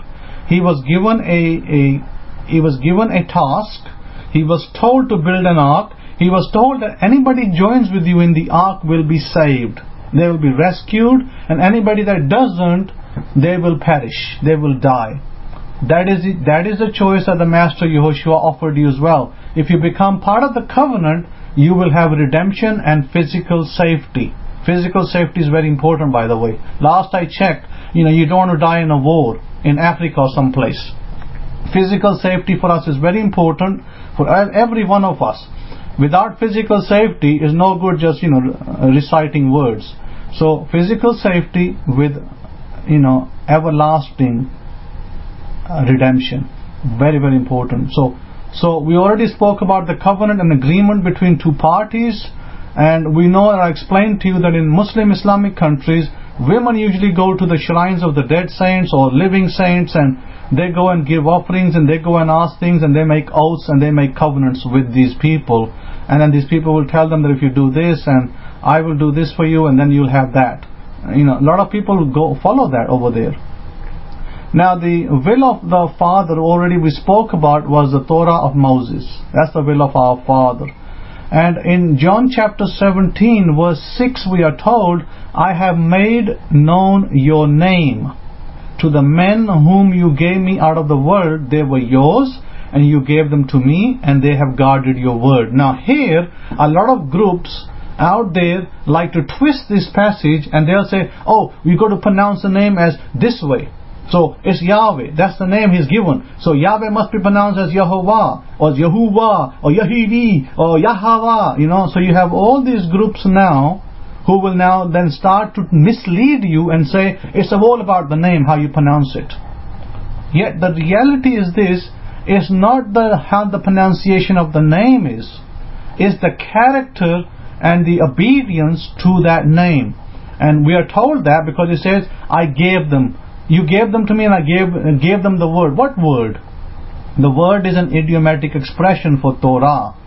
And he says, you gave me and I gave them. Okay? So, who gave them? Well, who was at the Mount Sinai giving us the 10 Commandments? The Torah, portions of the Torah. Well, it was Master Yahweh, right? The Father didn't come down there. Father's never been seen on the earth.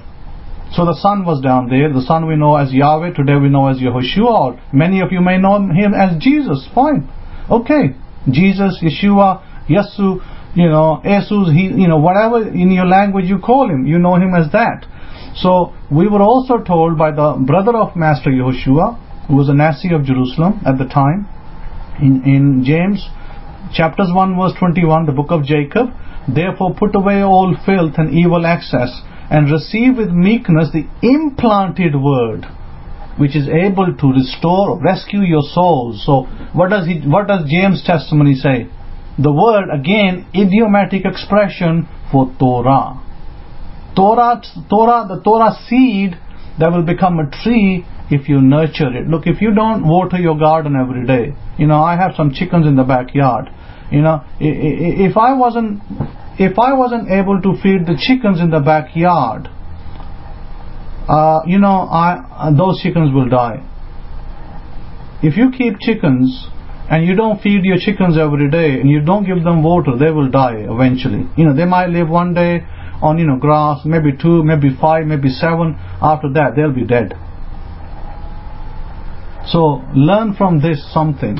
Just like your backyard, if you have flowers in your backyard, or you have plants, or you have trees, if you don't if you don't water them daily or every other day or whatever your regime is, if you don't do that on a regular basis, because it doesn't rain every day, so if you don't water them regularly, they will wither away, they will die. This is how the word is. This is how the Torah is. The facts of the Torah have to be practiced daily. If I don't practice my Torah facts daily, I will die. The word will die within me. In other words, I will have no more Torah left. Just left as a human being with nothing. So you must practice the Torah. That's why I keep reciting to you and telling you that don't discard what Yahweh has appointed. And a lot of you out there, you think that you can keep kosher laws, the one that are invented, by the way. I didn't give those kosher laws, they are invented. The permissible laws that Yahweh gave, half of you don't want to keep them.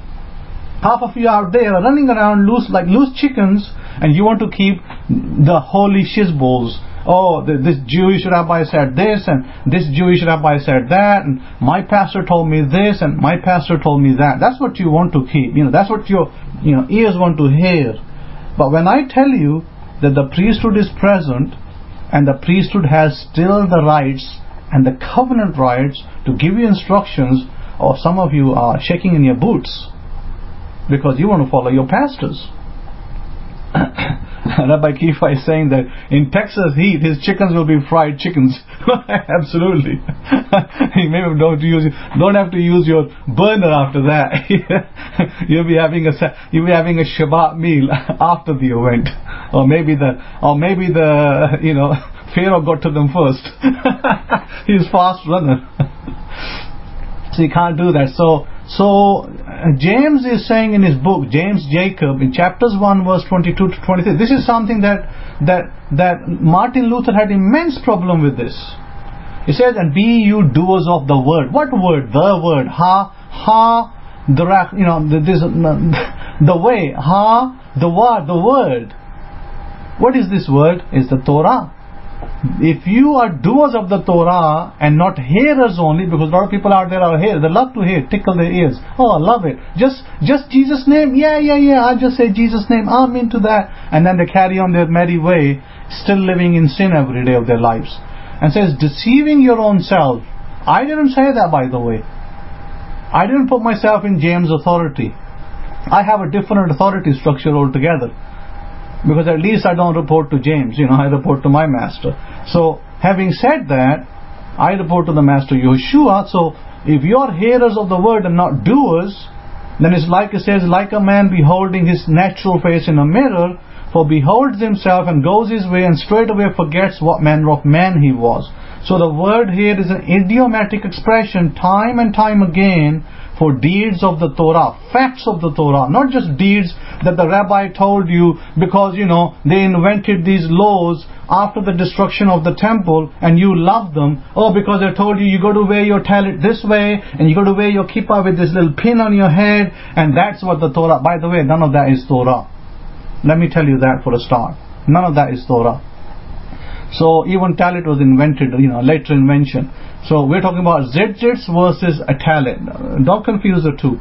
So Acts chapter 3 verse 2, it says a certain man, and this is, now Peter is telling us something, a certain man lame from his mother's womb was carried, whom they laid daily at the gate of the Beit HaMikdash, which is called Yafo gate, means beautiful, to ask for alms, ask for zadaqah. Alms here means zadaqah, charity, of them that entered into the Beit HaMikdash temple, who seeing Kefa and Yochanan John about to go into the Beit HaMikdash asked for alms. So here Kefa, Peter and Yochanan must have been confused, as Paul said, hey, just believe in the name. Just believe in the name and you're saved. Well, here look what happens. Here, both of these righteous men, Peter and John, who's known as Kefa there, both are going to petition, pray and pay homage to the Father. Where? In a church? In a synagogue? No, in the temple. Who is in the temple, by the way? Let's look at who is in the temple. The priest is in the temple, for heaven's sake. It is the priesthood that they're going to. And you forget that in 2018 you say, oh, I just go to the church and I just say Jesus' name and I'm saved. Oh, I just go to my synagogue and I recite this Torah portion and I'm saved. Hallelujah, I'm saved. Actually, that's not the way it is. So in Acts chapter 9, when Kefa made this statement, verse 19, repent therefore and be converted, that your sins, your transgressions may be blotted out, when the times of refreshing shall come from the presence of the Master Yahweh.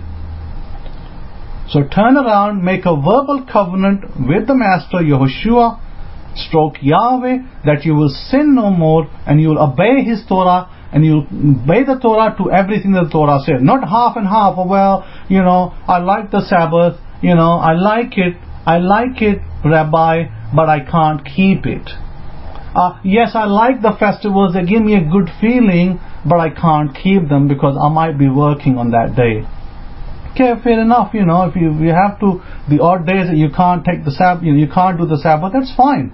We have a halakha, we have a way over here given to you, that if you work on the Sabbath, that you have to put food on the table first. Absolutely. I'm not going to tell you to starve your family, but that money you earned on the Sabbath belongs to Yahweh. Are you doing that? Are you giving that money to Yahweh? Who belongs to Yahweh? Well, it's not the pastor down the road.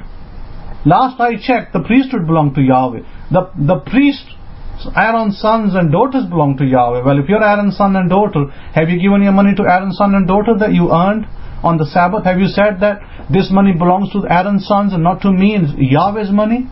Because did Yahweh call all of Israel mine? He said, Israel is my son. But who did He call His my inheritance? I am their inheritance. He didn't say that, by the way, about all Israel. He said it about Aaron's sons. I'm their inheritance. The priesthood, I'm their inheritance. So, are you giving it to the inheritance? Are you keeping it in your pocket and saying, well, maybe I can take my family out and I can take them to McDonald's and I can buy them some nice meal and my wife will be happy. Yeah, sure, great. Yeah, buy them a meal, great. No problem, but not with the money that you earned on the Shabbat. That belongs to Yahweh. So remember that. That's a sin if you do that. So we can go on and on and on about this, but we don't need to go on and on and on about it, because when you hear the word temple, when you heard the word Master Yahushua healed some lepers, what did He say? Okay, now just believe in my name, raise your fingers up, hallelujah, believe in my name, and you're saved. Did He say that? Last I checked, He said, go to the temple, go to the priest, and give a offering as commanded you in the Torah. Now, if he said that, then all of your pastors are liars. They are misteaching. They are teaching error. And we've got to be very careful of who you believe today. Because there's a lot of news out there. As you know, there's a lot of news channels. And a lot of news channels put out news. And a lot of the time, that news has no relevance to the facts on the ground. Now, I don't have to name channels that give you correct news or not correct news. You can do the research and you can find out for yourself which channels give you the factual news and which give you the inaccurate news. So my point is very simple, that follow the facts, please. Follow the facts and you will have tremendous blessings in your life. But if you don't want to follow the facts, thank you for coming in here and I wish you well. Todah for listening, and I would again emphasize that, follow the covenant, follow the priesthood, follow the covenant. Where the priesthood is, listen to what they're telling you, because they're telling you the truth. Baruch Hashem, Master Yehoshua, for listening in, for listening in to this broadcast. If it's after the event and if it's today, I thank you for coming in. I'll take all questions after Rabbi Kefa's lecture. Rabbi Kefa, over to you, Todah. If you're celebrating the festival today, you have a great festival, Chag Sameach. If you already done it, Baruch Hashem Yahweh. Take care, and speak to you after Rabbi Kefa's lecture. Todah, son of Aaron, I guess many of you know as well the great benefit, the great blessing of having the son of Aaron in your life. And I think for luxury class, I don't want to speak for you, but I'm pretty sure you're thinking the same thing today as well, is that the revelation and understanding you get about the creator of the heavens and the universes it cannot be insurmounted by a son of Aaron. No, you will get this information nowhere else in the whole of the world. You're believe me, luxury class, you're not here by accident. You're here because you probably sought out the facts. You petitioned for the facts, and you may have stumbled and fumbled in a lot of fiction before you got to fact, like majority of the other folks in this room. And I say to that, Baruch Hashem, Master Yahushua. Because being in all the fiction, it really helps you appreciate what? Fact, right? You really have a high appreciation for the facts on the ground. And the only folks that, I tell you, I talked about this last year, but I'm telling you, I will never leave the side of the Kohanim. I will never leave the side of the sons of Aaron. Maybe some of the other ragtag Levites, I'm not trying to connect with them. But the sons of Aaron, goodness. You better take that duct tape, take it off your mouth, and attach it to the ankles of the sons of Aaron and to yourself. And enjoy the ride. Don't let go. So I think these things are important. I think it's vital that all of you begin to see, truly begin to get the revelation of what's really going on today in 2018 and the relevance of why the Kohen is here. Now, anybody remember the homework I gave out at the opening, the initial opening of the room? Anybody remember the homework? Anybody tell me what homework Rabbi Kefa put out for the Mishpachah? Anybody tell me what their homework was? Great homework anyway, by the way. Nicknames for your states, right? All right, can you, if you don't mind, can you go ahead and give me the nickname for the states that you're in? Troy Walker says the Lone Star State, okay? Any other takers? Anybody? Rabbi Obadiah says the Buckeye State. Anybody else? Oh, the Peach State. That must be Georgia. Georgia Peaches. Rabbi Michael says the what? The Sunshine State. Another Sunshine State. Well, we have some Sunshine Staters in here. You guys, Baruch Hashem, Master Yahweh. The Sunshine State. Abrahu, the Golden State. Wow. The Golden State. Ruby Badia, Todah Ruby Badia. Put it up there big and proud. Everything's big in Texas. The Lone Star State. Now, that's some relevance to this that I'm going to get to in a minute. That's just going to probably blow your underoos off. I'm telling you, like, wow. Straight out of our Torah.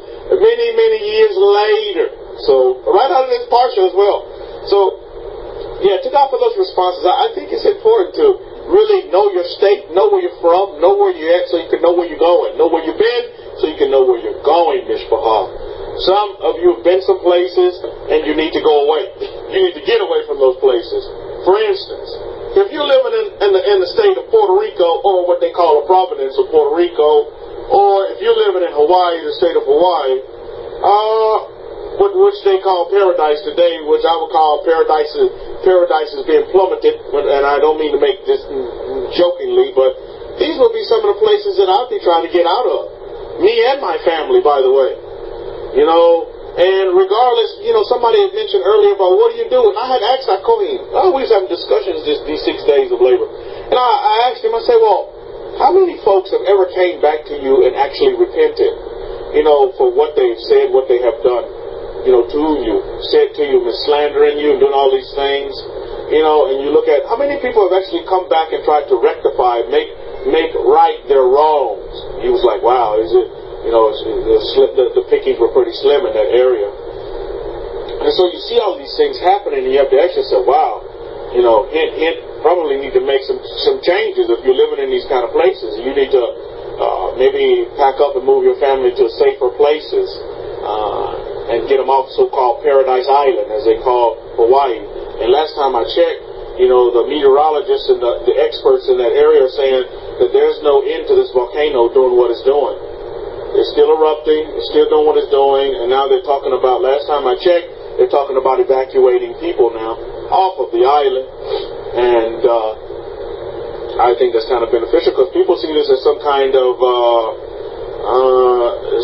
touristy spot. Oh wow, let me get a selfie next to the volcano that's spewing up ash and shooting up and shooting down acid rain. Wow, that's a vacation, right? My goodness. Or let me go to Puerto Rico, to where my chances of having Wi-Fi and electricity are almost slim to none. Almost a year later. My goodness, can you imagine that? Some of these people haven't had electricity going on close to a year, Mishma. That's unbelievable. That's almost unbelievable, right? But again, what do? You give thanks to the Master Yahushua for where He has dispersed you. Or you look for those places with great benefit. To God for the other responses, J.B. Yasrael says South Carolina is the Palmetto State. Your message says Black-Eyed Susan State. Ooh, wow. Maybe that's not a good name, right? Black-Eyed Susan State? Is Black-Eyed P maybe? But we don't want to give Susan a black eye, do we, Yamesia? I wonder what's the relevance and meaning behind that. I hope it's not spousal abuse. Wow, that's a nickname. The palmetto. Black-Eyed Susan. Is it a flower? Oh, okay, state flower. Okay, I was like, wow, my goodness. I was like, wow, that's a name for a flower. Okay, cool. Well, maybe that is a decent name. I guess what my thoughts said, right? I said, Rabbi Kefa, what are your thoughts said? I'm thinking of a black-eyed woman named Susan. That's where I'm going. And I'm thinking to myself, who gave her a black eye? I'm like, Kefa, who gave Susan a black eye? I know it wasn't me, because I'm a lover, I'm not a fighter. You know, that's just how I roll. That's how I roll in the great state of Texas. So I think it's important. Thor Walker says, Chief Kefa, you and I don't have any green thumbs. Well, I didn't know about the black-eyed Susan, but I do have a greenhouse in the yard, in the garden back here, and I'm attempting to grow some of my herbs and doing pretty good in some areas, because as you know, the heat of Texas is serious business, and it's not for the faint-hearted. I think they're expecting 100-degree temperatures here coming up this week. So, Baruch Hashem, Master Yahushua, we have no mosquito problem here, that's for sure. Because mosquitoes can't survive here, which is a good thing, as my wife is in China swatting the mosquitoes in her city, as she lives along the Yangtze River, so they have a mosquito issue. So I told her, I said, you come to America, no problem. We have no mosquitoes here in San Antonio. You don't have to worry about that issue. So there's benefits everywhere, and there's blessings everywhere. Great places to be. To God for your responses with those city nicknames, the state nicknames. We'll delve into that further as well. But before we do that, I'd like to make a couple of statements, and I kind of bring you up to date, up to snuff on what's going on in the world, and maybe a little bit about what's going on in my own life as well. Well, I'll tell you this. My father's wife passed away. She passed away Friday, which would have been yesterday. My father's third wife, she had a long battle with cancer. May the name and the government of the Master, Yahushua, be forever praised. She's passed. She suffered for a long time. My father took care of her with her cancer issues, and she finally succumbed to them. May she rest in peace.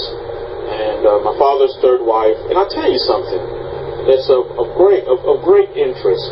My father, like I told you, is on his third marriage. This woman, a very honorable woman, she really respected my father, took care of my father, loved my father, was loyal to my father. Now, it took my father 3 times to get it right. Rukashim Master Yahweh.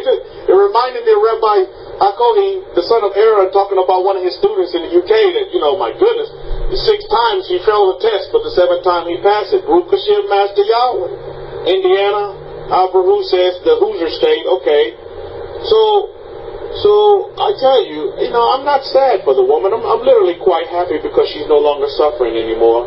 And I know it pains my father as he's going through the grieving process, so I'm giving him his space. My father really, Hakohi, the son of Aaron, talks about this a lot in relationships, and I'm going to deal with that today. Relationships, and really on many different levels as we're in these nations and as we have to learn how to get on. Hakohi mentioned this. In your own homes, you have to deal with relationships. Outside your homes, you have to deal with relationships. Wherever you go, you're going to have to deal in some form or another with a relationship. Now it's getting to the point, you're going to have to deal with a relationship with an AI person. Did you all hear the recording that came? I don't know if it's, who was doing that? Was it Google? Did you hear the recording that Google have when you telemarketing call or something? And the people were actually thinking they were talking to a human being when they were literally talking to an AI person. And the person sounded just like a human being. They were making some kind of reservations for a hotel or some kind of travel thing. And this person, they didn't even realize that the person talking back to them was AI. It wasn't even a real person. That's how tight we're getting with AI. So you even will have to have a relationship with AI in some way, shape, form, or fashion. I know they're doing it heavily in Japan.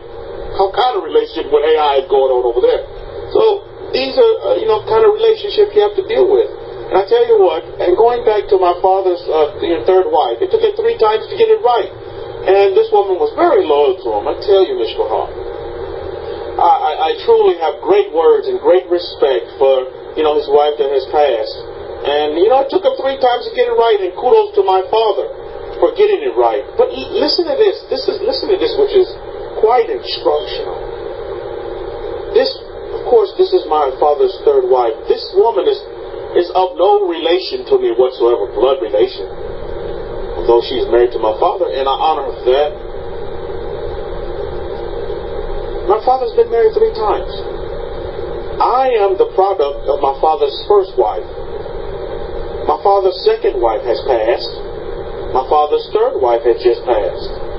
The only woman that's still alive is my mother.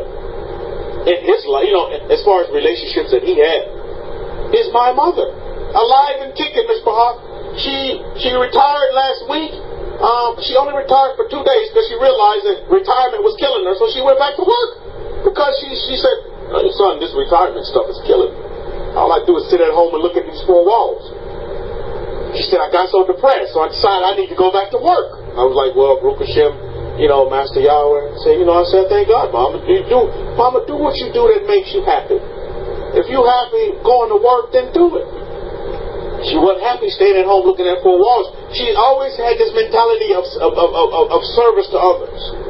And so what she does is she's a cook for nursing homes, old folks homes, retirement homes for people. She's a cook. And so what she's doing is, and then all the people, why you had to retire? Her name is Edna. Why you had to retire, Miss Edna? Please stay on. So she tried retirement, didn't work. She realized that, working is what she needs to do to live. And what a great lesson I learned as I was talking with my mother. She said, working is what I have to do to live. Son, if I quit working, I'm going to die. Do you understand the context in that? Akohin was equating that with his chickens in his backyard. He said, look, if I don't give my chickens food and water, they will die. you will die. If your workings of the Torah are not right, you're already dead man walking. How many of you understand that?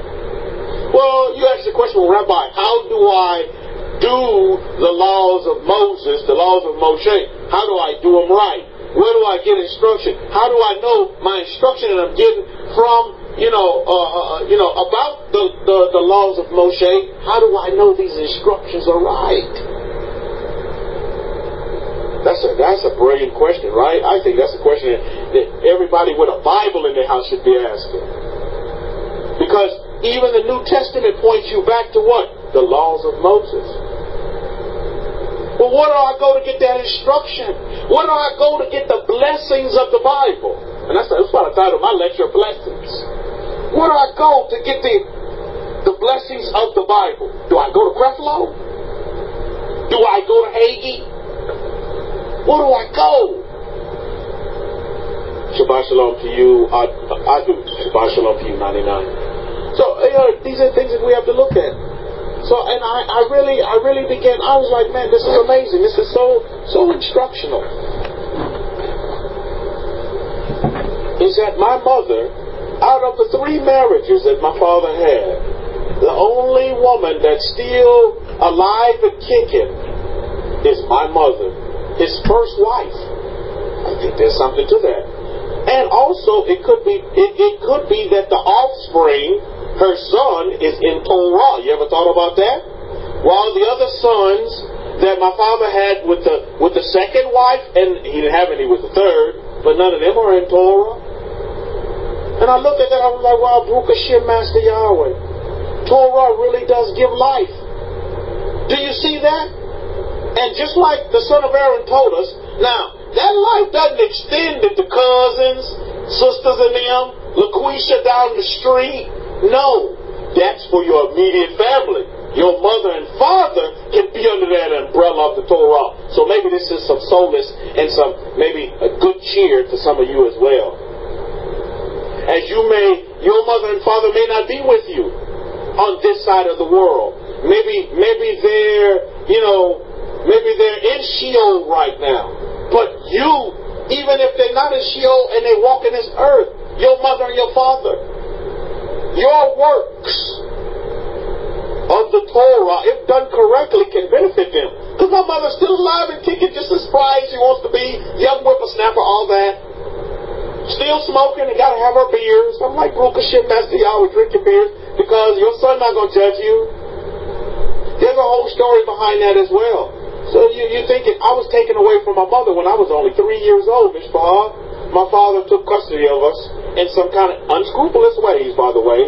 Because you may ask yourself, well, how the heck does a father get custody of children? Isn't that a rarity here in North America? I don't know about the UK, but that's a rarity. When it comes to separation or divorce, the children normally always go to the mother. How many of you understand that? Very rarely do the children go to the father unless there's some kind of, just very bad behavior amongst the woman. The children will always go to the woman, always go to the mother. That's how the court system is run. How is it in the UK? Is the UK the same way in the separation? Do the children normally go to the mother? Because in our ancient and our forever ways, who is responsible for the children? It's the men, actually. It's the men that should be responsible. That's their child. He begat that child. You see? So you're saying the UK is the same way, huh? Well, what my father did was, from what I hear from my mother, was he kind of planted some things in my mother's house and said that we were not cared for well. We were not taken care of responsibly. And what happened was that the court saw the findings, and I guess he set it all up to where he had a child protective services there, and we were being unattended while my mother was working, and we were just in the house by ourselves. I guess he had paid off the babysitter to go away or something. So, to God for that, Hakovim. So what happened was that custody was given to my father, when I was only like 2 or 3 years old. And so I never had a relationship with my mother. And I was just raised by my father's second wife, my grandmother, my Cajun grandmother there in Louisiana, father's second wife, father's third wife really had no say in the matter. I was already a grown man by then. But note that the only woman that's still alive that had relationships, a deep relationship with my father, is my father's first wife. That begat me, the firstborn son, Baruch Hashem, Master Yahweh. So I give thanks to the Master, and I see the true aspects, the factual aspects of Torah compliance, Torah demonstration, and your Torah connection to the priest, which we're going to talk about today. That relationship with the priesthood, the sons of Aaron. Oh man, that's rescue. There's where your rescue lies. Blessings, that's where your blessings are as well. And you're going to see that right here in this Parsha. Torah going to spell it out to you. It's quicker than quick. So I think it's very, very important that on a relationship level we learn as, Torah compliant followers, doers of the way, is that we learn how to get on with fellow humanity in a great way. So I'm very honored to have known my father's third wife. She was very loyal to my father. Not to say that they didn't have their, ups and downs, because every relationship has that. But my father, he gave up a lot for this woman. I seen him, because he had some ideas and some things that he wanted to do, but he didn't do them because, his wife, she didn't favor his thoughts. He gave up a lot. And so when the son of Aaron tells you in a relationship there's give and take, that's so true. There must be a give and take. You can't just be all take. How many of you understand that? Maybe some of you have made that mistake in the past, to where you were in a relationship and you were just all the one just taking. Or maybe you were just all the one that's giving. That's not fair. It has to be a balance. The two have to learn to get on and balance. Where you learn to give and take here and there. That's what makes our relationship sustainable, lasting, having a lasting effect over years and not months, to where you're not running to divorce court 1 month after you got married. So, my father, kudos to my father for never giving up. And for, keep trying for his happiness. The way he can find that woman that makes him happy. While everybody around him was telling him, oh, you don't need to be with this person. You don't need, no, she no good for you. Come get with this other. Everybody has their opinions. But at the end of the day, it's you that have to agree with yourself. Don't run around making your decisions based on everybody's opinion on what they think is good for you. How many of you have been in that boat and then you realize everybody else cockamamie opinions, got you nowhere, got you in trouble? So really take that to head. Put this in your head. Is that you don't have to follow what other people think. So I'm very happy for my father. Although he's going through this loss, of giving him his space so he can go through the grieving process. I haven't phoned him yet. I mean, what do you say to someone who lost their wife? Me being someone who has lost a wife, I know how Kohen has experience with that as well, the son of Aaron. For someone who loses his wife, what do you say to him? No, you just give him their space and then you allow them the time. Now, I did talk to her about a month ago. And I did tell her this. I said, I told my father this as well. I said, you guys enjoy your time together. She knew her time was coming. She was getting hospice care at home. So she had a nurse coming in giving her medicines to kind of, get that palliative care, to kind of ease the pain, giving her pain medications to kind of, ease the pain and the suffering for her. She knew it was coming. And when I talked to her about a month ago, she was like, yeah, I'm just trying to make all arrangements. I want your father to be taken care of. She started crying. She said, I want your father to be taken care of. What a loyal wife. Here she is on her deathbed, but her consideration was, hey, I want your dad to be taken care of because I was always the one to take care of. Now I'm finding he has to take care of me. So I want him to be taken care of. I was like, wow, don't worry. He'll be taken care of. But the decision is going to be his decision. So then my father gets on the phone and he tells me, yeah, I'm having to do a lot of things. And I kind of thought about what Hakohin's father went through with his wife, with Hakohin's mom. You know, cancer, that's serious business there. Cancer is a beast. And so there's many, you know, that person that has the cancer has to depend on somebody else to really, I know she was really weak. My father said, oh, she had to do this, he had to wait. He had running around trying to take care of everything. And my father's not well himself, mentally, you see. So I think it's important for us to understand that. Very, very important for us to understand is that, you know, that relationship is and my father took those vows that he made with his wife very serious. When he said, "To death do you part," he didn't bail on his wife when, oh, you got cancer? Well, next woman up. See, you don't want to be you. No, he stood with her till death do you part. That's the loyalty that my father has. I see that characteristic in him. He's very loyal. Even with his, you know, first and second wives, maybe they didn't work out,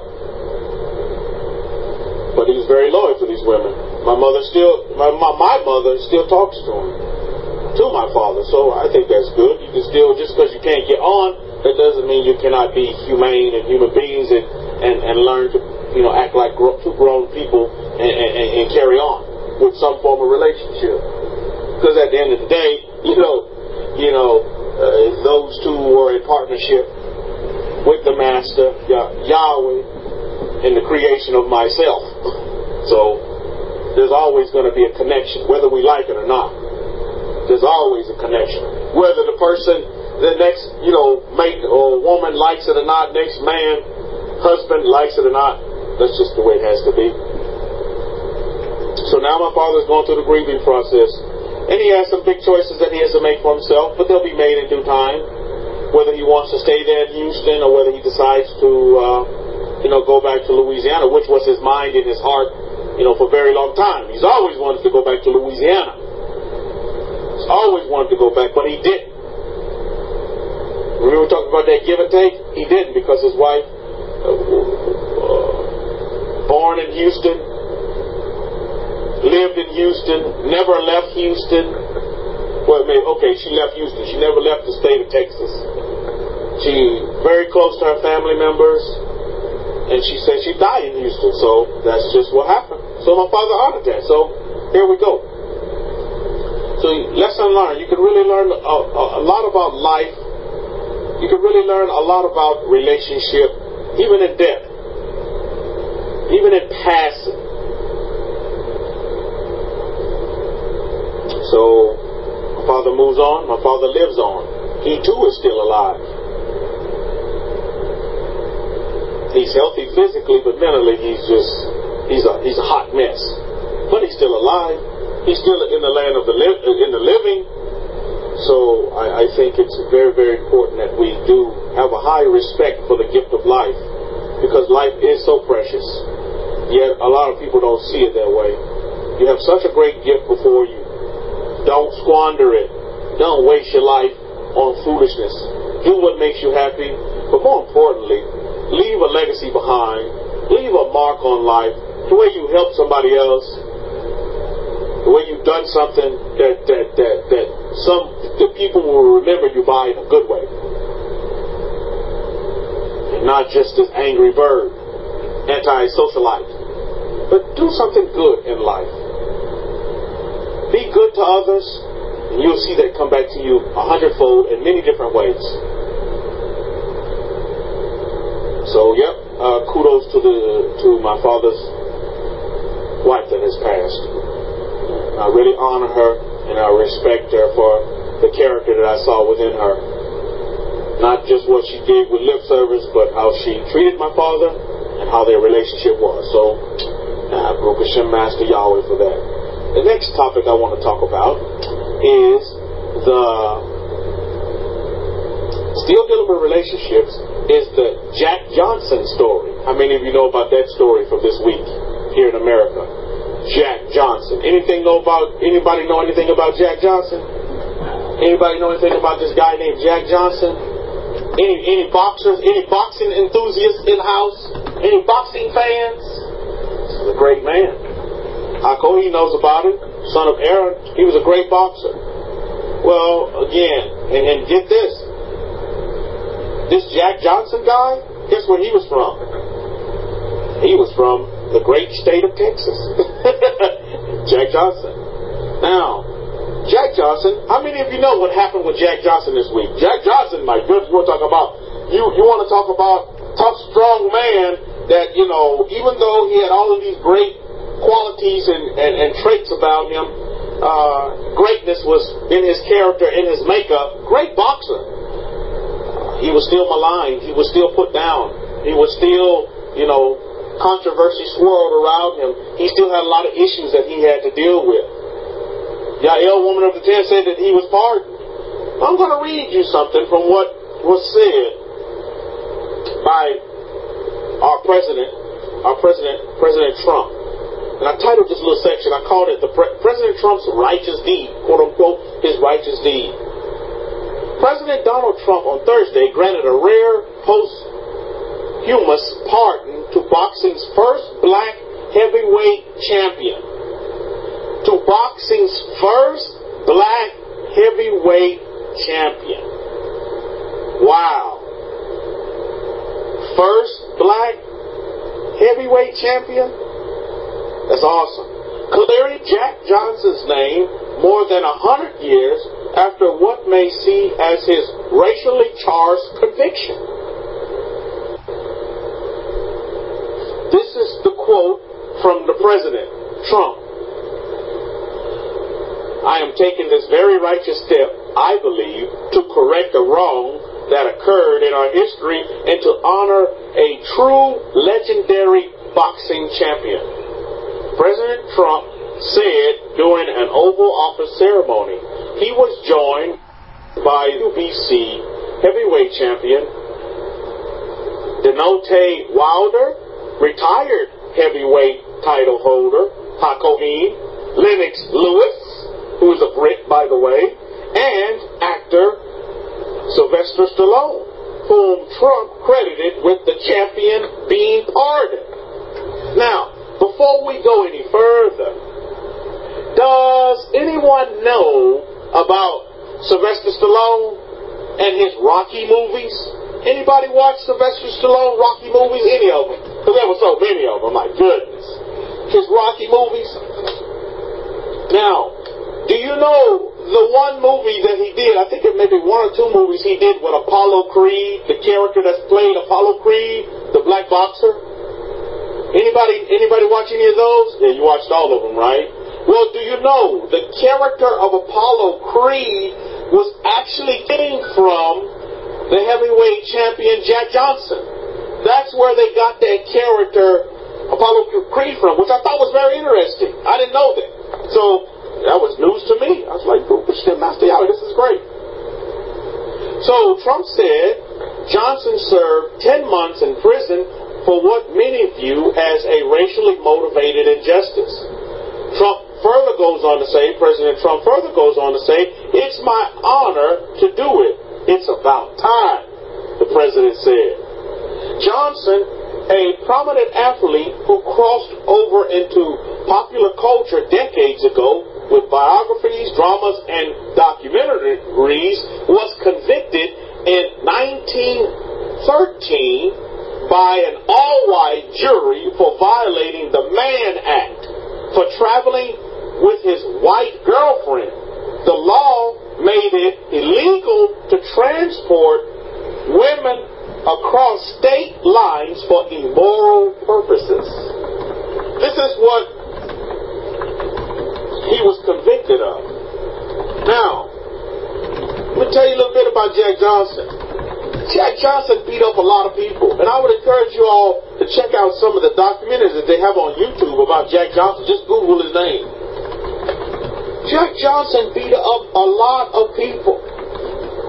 This man would knock people out, heavyweights. The Great White Hope, one of his names was the Great White Hope. He knocked the man's teeth out of his mouth. My goodness. Now, learn from this. I'm going to go even further and to tell you about Jack Johnson. He says people can learn from him today. He was not with the brown chocolate but white. He even knew the troubles of following black women. Oh, yes, he did. Yes, indeed, he will. Because let me give you some history on Jack Johnson. Jack Johnson's first wife was a Texan. She was a black woman from Texas. She ended up leaving him when he became popular because all the traveling. They ended up getting a divorce because she just couldn't take all the traveling. Because he traveled around because he tried to get fights. Nobody wanted to fight him because he was black. Okay? So then Jack Johnson married again. He married another black woman. He became champion. He married another black woman. Guess what she did? She took his money and ran. She left him. And after that second black woman, you know what Jack Johnson said? Talking about relationships. He said, I'll never have a relationship with a black woman again. He said that. And you know what? He backed up his words with action. Because then he married a white woman. Very happy. Life was good. He was still traveling the world. He had left America, was traveling all over the world. He went to Europe, went to France. He fought in France. Very wealthy man. But guess what? During that time as well, black people didn't like him. They hated on him because he was popular. And guess what happened to his wife? His white wife, she didn't travel with him. She stayed back in the States. And guess what happened to her? She was maligned. The black people didn't like her. Black community hated her because she was white. They talked about her. They put her down. They ran her under the bus. It got so bad to where the poor white woman, she fell into depression. And then you know what happened to Joe Jackson's wife? Jack Johnson, you know what happened to her? This woman, Mr. Johnson's wife, she ends up committing suicide because she couldn't take the pressure that was being put on her by black people, out of all things, hating on her. And how many of you still see that same thing today? How many of you still see it? And so get this, even after that, if any of you been in any kind of mixed relationship, you know exactly what I'm talking about. I go to the mall with my Hispanic wife. My goodness. I took my Hispanic wife to Louisiana. Oh my goodness, I was getting all kind of looks. I ain't care. But people are going to do that. They're going to look at you kind of funny. All kind of looks. But when I went to the East, I would walk the streets in China with my Chinese wife. No problem.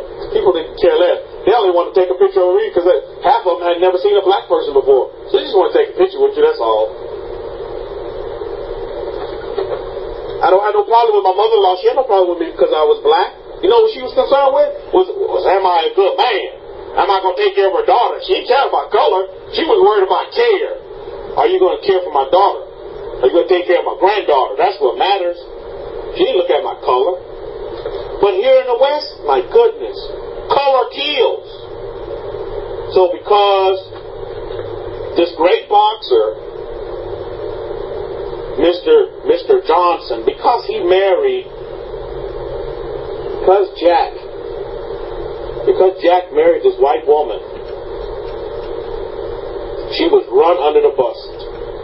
They pressured her and depressed her so much, run under the bus by black people, that she committed suicide. So then they tried to get Jack on another thing. So then they say, well, Jack, you're running these businesses in Chicago, and, you're running, he had opened up it was a bar. He opened up a bar. And they wanted to get him, because, at that time, being black in America was not a good thing. People didn't like you. He would have fights. Every fight that he had, he was threatened by the KKK.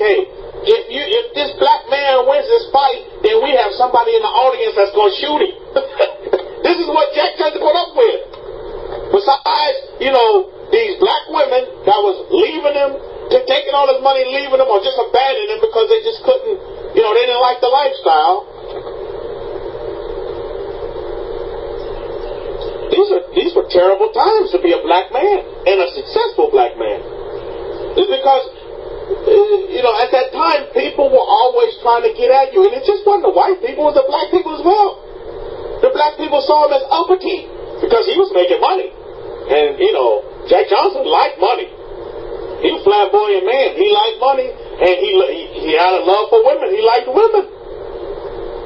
And so people at that time thought that was a bad thing. The black people just thought he was too uppity.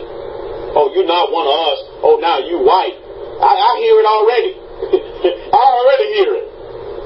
Oh, because you don't dress like us, because you don't act like, oh, now you have money. Oh, now you just like the white man. So Jack Johnson was getting it both ways. But he didn't let that faze him. Very strong man. Very, very strong man. Very, very rich black man for that time. My goodness, the man was wealthy. So then his Caucasian wife dies. So then what he does is he marries his bookkeeper, who's also a Caucasian woman. See, because they were trying to get him on some kind of legalist thing with his business, and she was the bookkeeper, she was like the only witness. So when he married this woman, his bookkeeper, then they couldn't they couldn't his wife couldn't testify against him. So he even got off that way as well. So then they got him on this Mann Act, but he fought that. He ran away from that for a while because he went to live in Europe for a while. Eventually he came back and he did his little stint in prison for the Mann Act because they got him for taking a white woman. You notice they say white there. They say white girlfriend across state lines to do some unsavory things. So they say. You see, they're gonna always. This is why we have this great prison ministry where we're sending the Torah tools into prisoners for free. And a lot of them do right and say, Rabbi, I'm in here on some trumped up charges. And that probably some of these cases it could be true. As you see with the DNA tests that are coming out and exonerating a lot of these people that have been in prison, these men that have been in prison for years, some 20, 30 years, been locked up behind bars. Falsely, wrongly.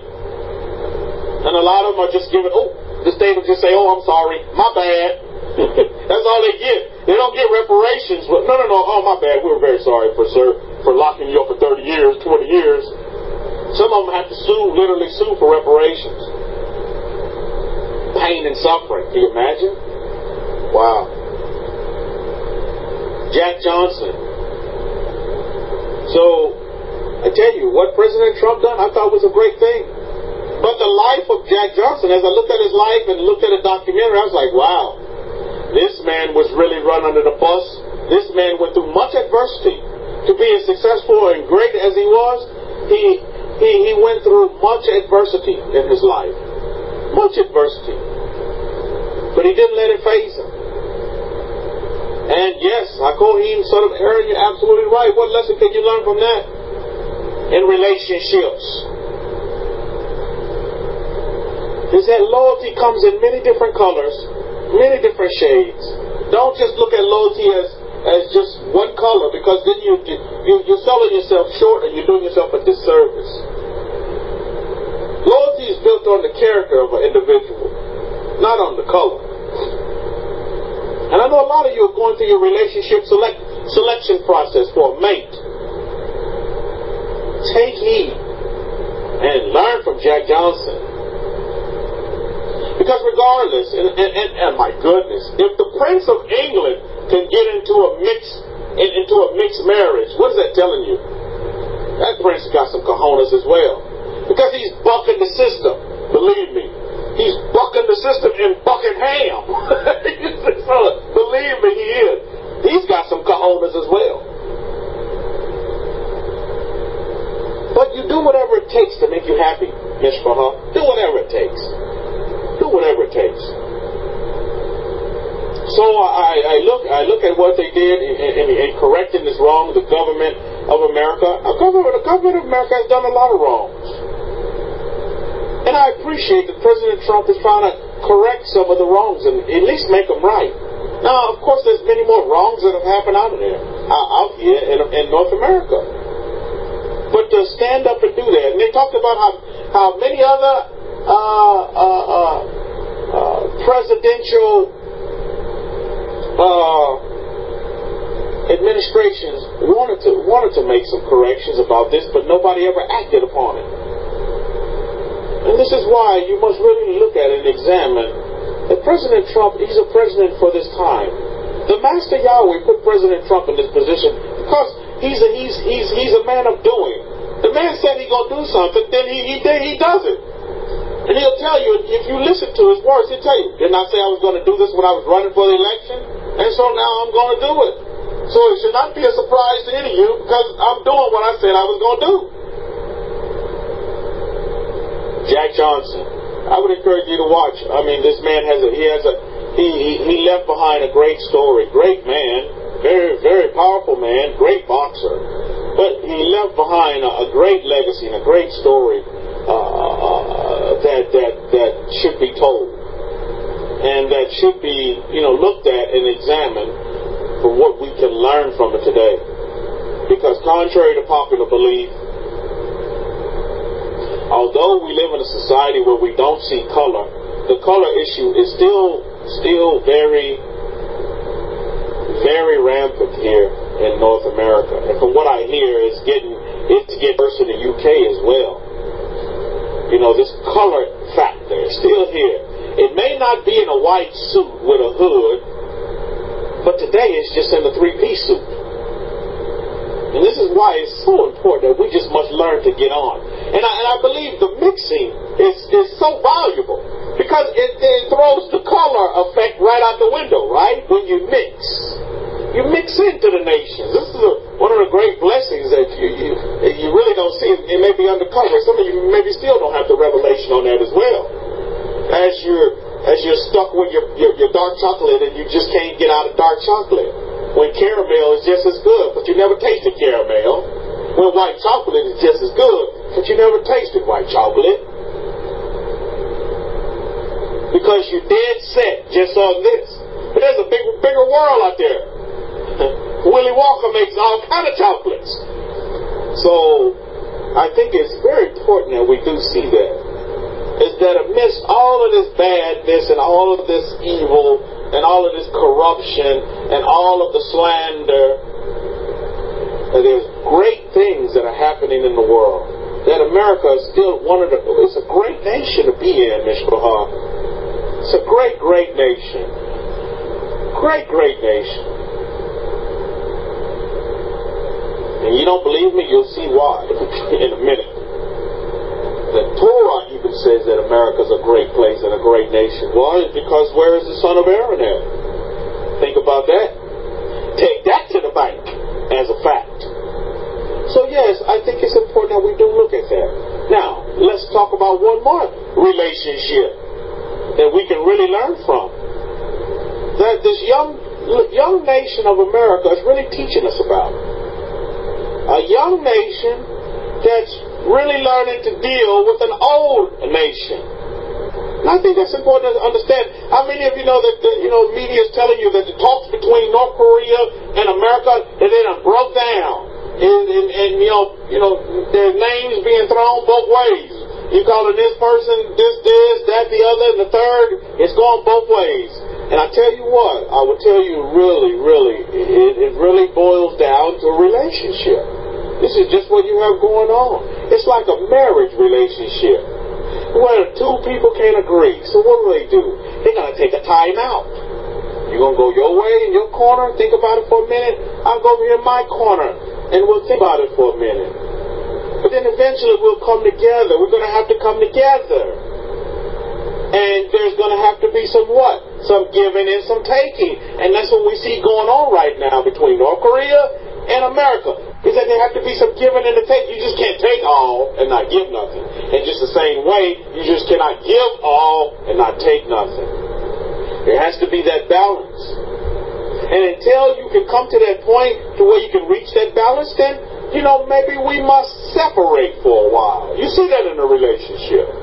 Sometimes you have to go, in our rich history, what do we do with our wives? We put them away. We put you away for a while.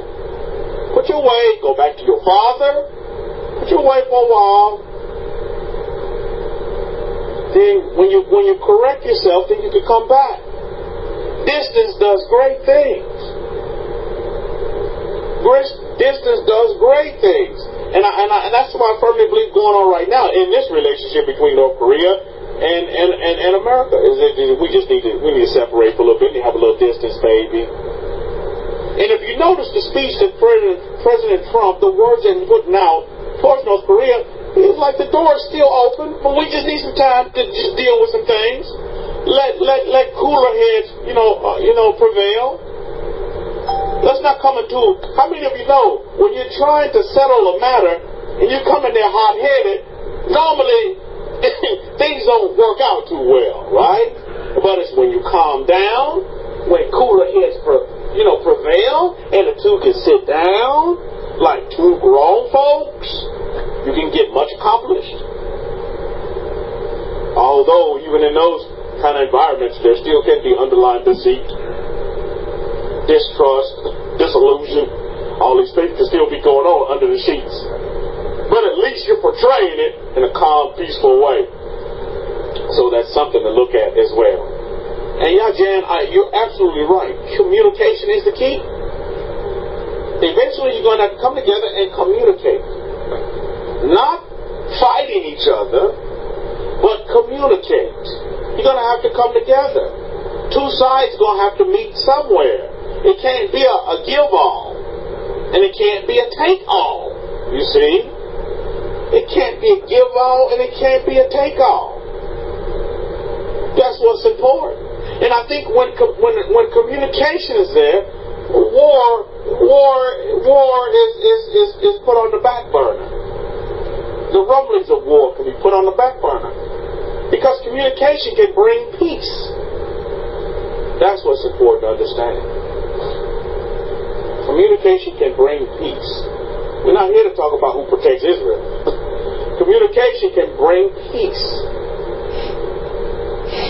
But no communication, all it's going to do is give you rumors of wars, and even more wars.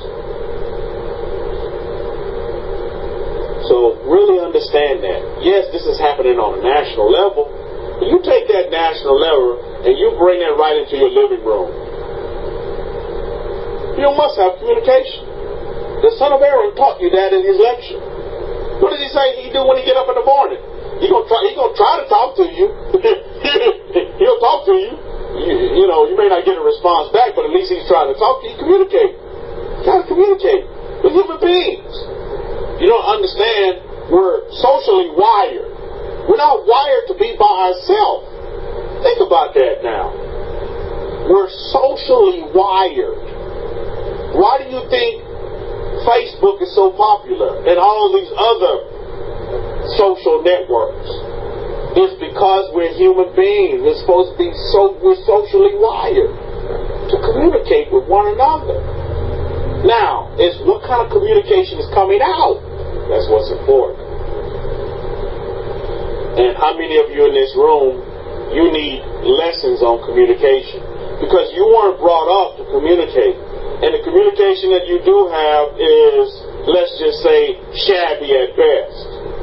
And maybe it's communication that's messed up your past relationships. It's because you didn't learn to communicate properly. You never was taught how to communicate. That's what I see here in North America. And predominantly amongst the black populace. Is they don't know how to communicate right here in North America. And then when you do try to communicate correctly, then you're slandered and called a white person. Think about that. Have any of you black people in the room ever been told, why are you talking white? How many of you have been told that before? Why are you talking white? I mean, how do you talk white? I don't know how you do that. I mean, that stuff blows me away. Why are you talking white? Well, I mean, how do you talk white, sir? I mean, I'm having a conversation with you. I'm trying to communicate. Well, you don't have to talk white. I'm like, my goodness, you have a problem. Houston has a big problem over here. So it's all about communication. Communication. But then when you do try to talk, you do try to open up communication, and then, my goodness, you can't see the road for the trees with some folks, so you got to leave them to it. But always leave the door open, just like our President Trump did. He said, when you're willing to talk, you can give me a call, you can write me a letter. When you're really ready to communicate, the doors are open. And we see North Korea saying the same things. So I think behind the scenes there's a lot of things going on. There's a lot of great things going to happen. But we must learn to communicate. And sometimes communication means that you must be quiet for a minute, at least separate, calm down, let cooler heads prevail. And sometimes in a relationship, how many of you know, sometimes you just have a character of a hothead. So his character is always to be hothead, or her character is always to be hothead. That's the character. And then you'll have the cooler head over here. That is just the coolest cucumber. And has a peace about him that passes all understanding. So you must find that mate for yourself that meets that particular criteria. Some people, if they don't have a hothead house, then, life isn't worth living. If there's not drama going on, then, my goodness, then life is just not worth living. They got to stir up some drama, while others just like to live in peace, like to be left alone, and like for you to get on with life the best way you feel is better for the betterment of yourself, so you can get on with life as well. So this is what we're dealing with. We're dealing with relationships, because human beings, we all have to learn how to get on. We all have to learn how to get on with one another. The Creator created us as His creation. And how are you going to say you respect the Creator of the heavens and the universes, yet you don't respect His creation? Regardless if they don't agree with you. Regardless the color of their skin. Regardless if they don't make their peanut butter and jelly sandwich the same way you make it. At the end of the day, we all have to learn to get on. With all these religions out there, we understand we're not caught up in a religion. We live a way of life. Our way of life is to do unto our neighbor as we want to be done to. But yet, do we live that? Is that executed? You see, these are the things. Let's get to the meat and potatoes. You can keep your religious malarkey and mumbo jumbo, and like the son of Aaron says, the blah blah blah. I have no time for that.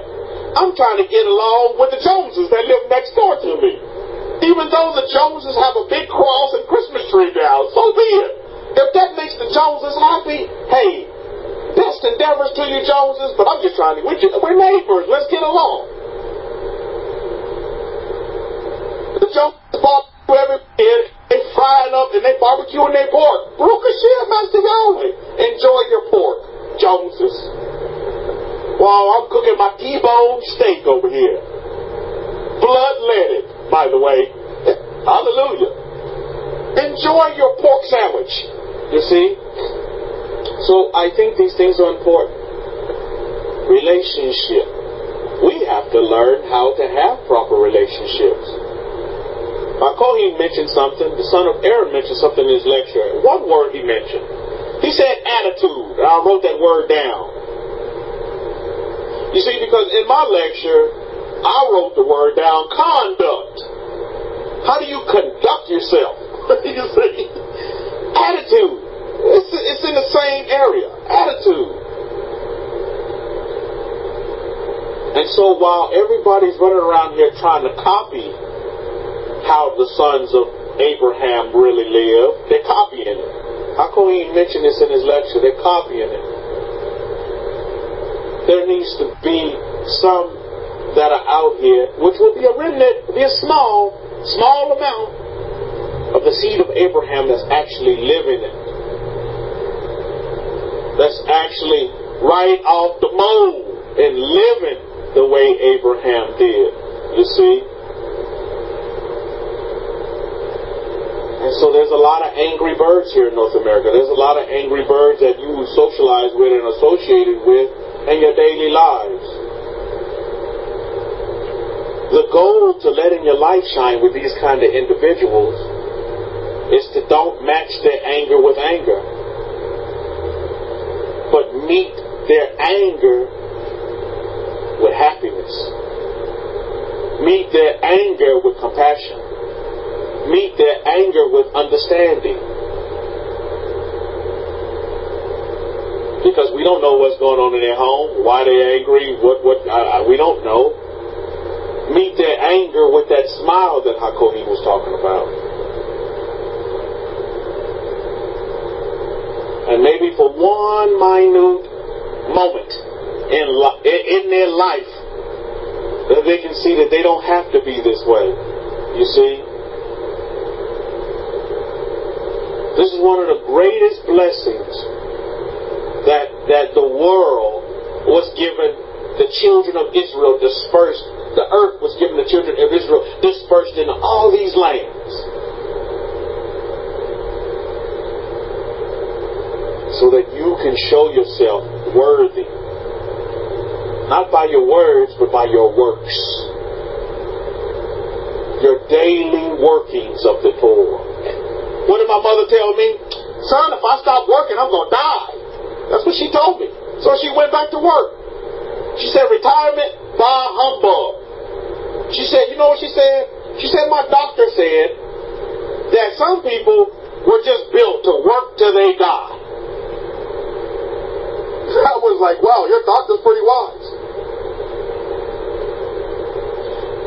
Because for some people, that's what needs to happen. They need to work till they die. And for all you Jews, you need to be working this Torah till you die. That's how it goes down. And you're going to work it even after death. This Torah's forever. It doesn't stop. Energizer Bunny, those batteries will run out. But the batteries of this Torah, the workings of this Torah are forever. Just like Hakohi, the son of Aaron, talked about in his lecture, the importance of the contract, the contracts. They're forever. They don't stop. They don't have an expiration date. Like your can of beans. Like your can of tomatoes. There's no expiration date on it. But the thing about it is, the mystery of the Bible is this. The question of the Bible is this. Are you really following the Bible the way the Bible was intended to be followed? Or are you getting the mishmash? Are you getting the mix? You see, that's the question. So you need to be asking a question. You need to be asking yourself this question. Don't give me the truth, Alex, for 500. But you need to be saying, Alex, give me the facts for 1,000. You want the facts, not no truth. You want the facts on the ground. And so the question should be, well, where do I go to for the facts? If I want the facts about the Bible, where do I go to? If I want the facts about life, that was a great little sitcom, The Facts of Life. If you want the facts about life, where do you go to? That's what we need to look at. That's what we need to ask ourselves. Who does the Bible say are the teachers of the Bible? See? Let's get to the meat and potatoes. Everybody can adopt and say, I'm a teacher, I'm a rabbi, I'm a teacher, I'm this, that, I'm a prophet, I'm a priest, I'm a pastor. Anybody can say that. But who's literally doing it? Who's literally showing you? Who does the Bible say are the teachers?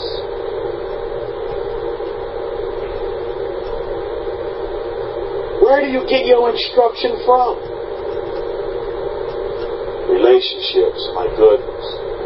How are you gonna get on in this great life? I look at my father's wife that just passed on Friday. I look at it, I said, goodness. She was loyal to my father. She had a love for my father. And that's all I can say. And I'll say, just like the son of Aaron said, she has met justice. She has met justice. She has met the fair, right, and just justice of the creator of the heavens and the universe. She has met the master.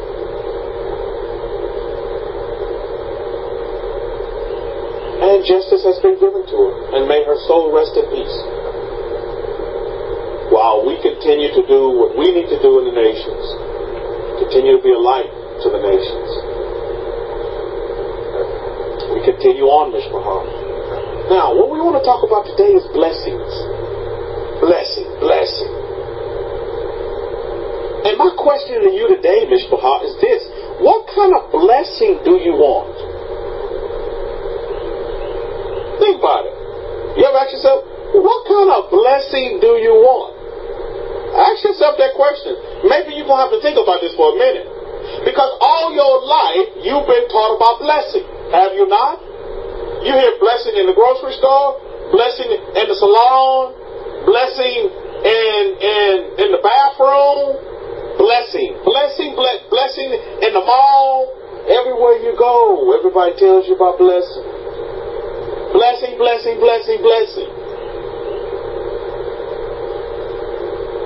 Think about this now. What kind of blessing do you want? Do you want Hagee's blessing? Creflo got a blessing for you. Mama got a blessing for you too. Your pastor got a blessing for you.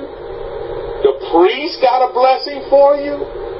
Everybody has a blessing. But actually, you got to ask yourself this question. This is an important question. Because we feel this question a lot here at Forever Israel. You know what that question is? Rabbi, how come I'm not blessed?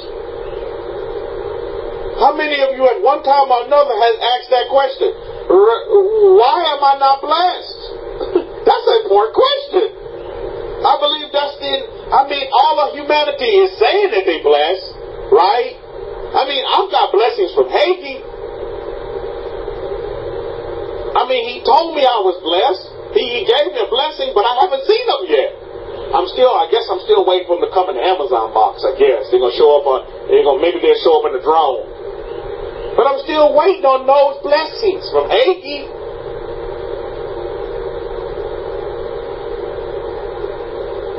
Yajan said, I want the blessings of the Torah. How do you get the blessings of the Torah? Everybody's screaming, blessing. But what does Torah say about blessing? That's an even more important question, Yajan. What does Torah say about blessing? I tell you, I'm a true pupil of my teacher, the son of Aaron. Because, we never get together and compare our Shabbat lecture notes. We don't do that. But everything he says is already in my lecture. Why is that? Because I'm a student of a son of Aaron. Wow, my goodness, how many people can say that? That you're a student of the son of Aaron? So I guess the blessings, from the teacher, they kind of trickle down. Those fruits trickle down to the students, right? At least the way that's the way it should work. Can a student ever surpass his teacher? There's another great question. Can a student ever be greater than his teacher? Yeah, I've seen this here. I've seen this here at Forever Israel. Well, students will come through and all of a sudden they think they're greater than their teacher. They think they no longer have to listen to their teacher because they're greater. Yet at one time they humbled themselves to their teacher and got all of this great understanding from their teacher. And now all of a sudden you're greater than your teacher. And let me tell you something. Newsflash. Those same students, right? Some of those same students reside in Puerto Rico. Some of those same students reside in Hawaii. Newsflash. So someone stated earlier, the proof is in the pudding. So to answer the question, can a student be greater than his teacher? I submit to you, no. And not only no, but hell no. Think about that for a minute. Think about that for a minute. Okay, You say, well, Rabbi, I don't want to be greater than my teacher, but I just don't want to listen to him. Well, which is the worst student? The one who thinks he's greater than the teacher, or the one who don't want to listen to the teacher? Who's greater? Adiyah, Shabbat Shalom to you. Who's in the worst situation? Think about that for a minute as well. I think both of these situations are very wrong. And I think both of those situations have their consequences as well. This is something that you have to look at. Is that yes, you may repent. Yes, you may change your ways. Yes, you may turn around. Yes, you may make restitution. But guess what? Justice has to be served. So, here's the scenario. If I was that student from Hawaii, and I'm realizing, wow, maybe some of this may be due to, I maybe slandered the Kohen, and I'm going to go back and I'm going to make restitution. I'm going to ask for forgiveness to the son of Aaron. Do you think that the justice still won't be delved out? Do you think that the lava will miraculously stop and Kilauea will eventually close up and everything will just go into reverse? And the land and everything will return back to just the way it was before the ash destroyed all these homes and just decimated all this land? I submit to you not. Yes, you can make restitution. Yes, you can go ask for forgiveness. I mean, we're not too far away from our festival of what? Yom Kippurim, right? Yes, you can go do all these things, but still justice must be served. Right and fair justice will be served. You must understand that as well. Because the Christians will give you a model that, all things are washed away. What they sing, they make you sing this at Vacation Bible School. What will make you whole again? Nothing but the blood of Jesus. What will make you white as snow? Nothing but the blood of Jesus. Oh, you all cleansed. You all new. No, Alex, for 100. You're still going to have to deal with justice. Justice still must be delved out. And however the Master Yahweh wants to delve out justice. But I tell you this, it's going to be fair and it's going to be just. Understand this fact and the factor of the fact. So we go back to blessings. What does Torah tell us about blessings? Well, let's open it up here and see what we can learn about blessing. But more importantly is, what kind of blessing do you want?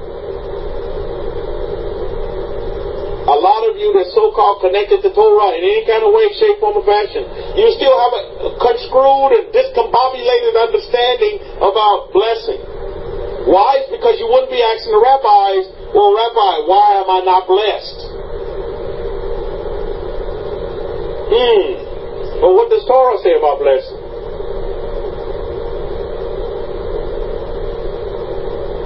Think about that. Maybe you're still on next blessing. Creflo's blessing, Mama's blessing. You want blessing from your children? You want blessing from the boss? Husband, you want his blessing?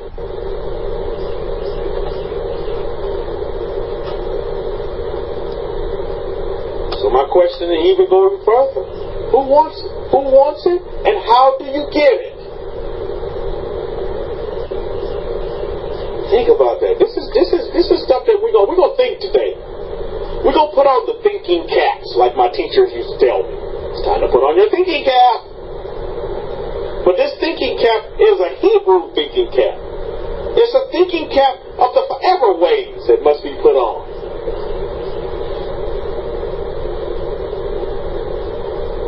Listen to this statement. Do you know blessings are at the shores of North America? How many of you know that blessings are at the shore of North America? Blessings are at the shores of North America. I asked myself many times. I'll get to that in a minute. But let's go back, because our Kohen delved into this a little bit. Then he kind of took his hands off of it. We talked about Hagee's blessing, Creflo's blessing, Mama's blessings, the pastors, everybody's blessing. But you know what blessing I want? If you ask me, Rabbi Kefa, what kind of blessing do you want? You know what blessing I want? I want God's blessing. That's it. That I want God's blessing. How many of you in this room want God's blessing? I know you're all still thinking, well, what kind of blessings are out there? There's all kind of blessings that are out there. But I want God's blessing. Now, here's the next question. How do I get God's blessing as I'm over here scratching my woolly hair? Hair like wool. Look at your Master Yahweh. Hair like wool. How do I get that blessing from God? Does God come and knock on my door? And he says, this package is for Kefa up in Yah. This is God's blessing. Signed right here, sir. No, it doesn't work that way. But we're going to learn how it does work, because we need to understand, what does Torah say about blessings? And you're going to be surprised. You see, because everybody want to run to Deuteronomy 27, 28. Blessings and curses, Rabbi. Boom, that's where it's at.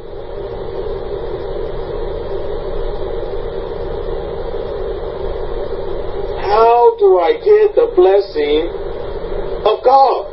I want that blessing. I'm telling you. I'll give you a hint. It's right in your face. But let's read it. See, because I want to bring this closer to home. I'm not going to take up all your time today, but I just want to bring this point close to home. Because Torah in this Parsha of Elevate, and if you note, and of note, you must note, for anybody that read this Parsha, Elevate, if you take a summary of this Parsha, what is this Parsha? Who is this Parsha talking to and about? Anybody tell me? As this Parsha Naso, it talks about Elevate. Who does it talk about?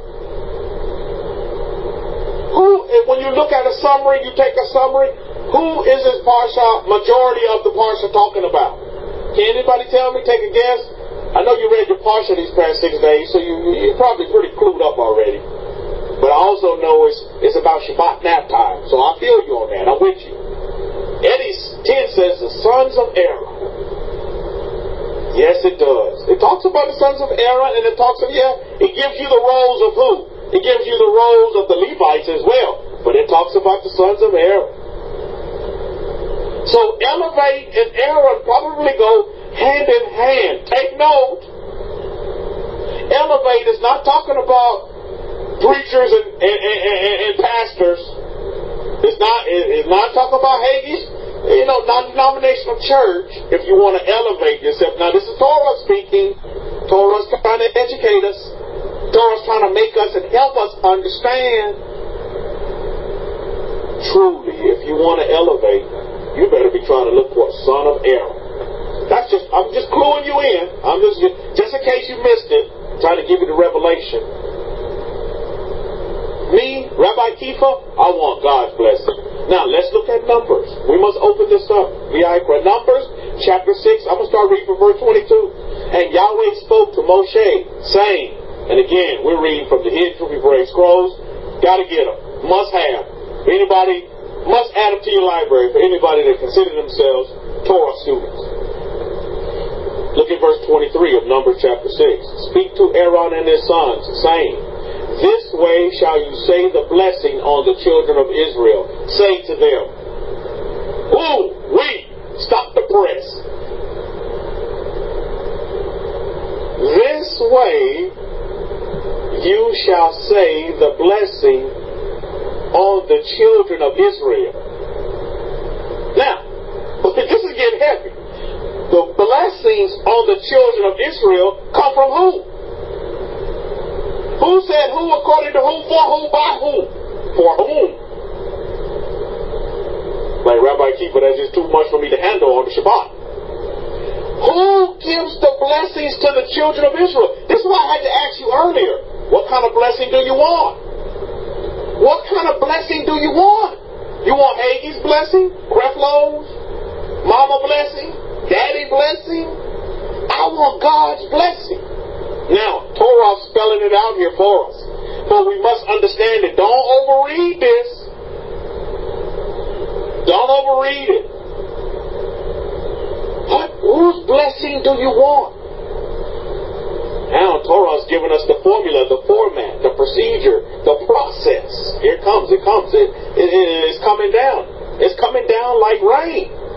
Numbers chapter 26, verse 23. Speak to Aaron and to his sons. They say, speak to Haggai. Speak to Aaron and his sons, saying, this way, process and procedure, you shall say the blessing on the children of Israel. And wow, didn't the son of Aaron explain to you that these blessings, you don't just throw them around like hotcakes. You flapping them up and down, spinning them up, tossing them up. This is serious business.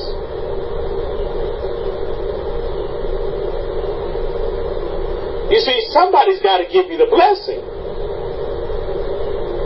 And for the children of Israel, the process and procedure is laid out right here before us. Because I want God's blessing. I want that blessing of the Bible that everybody has in their house. By the way, majority of these homes have them.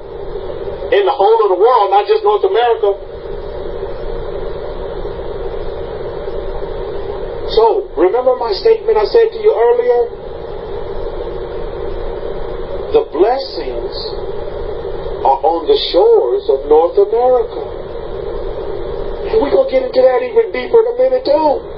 It's so beautiful. You can't dream this stuff up. But Torah is even getting ready to, Hakohi talk. He showed me something. I tell you, he's teaching me a lot. He's teaching me so much with investing.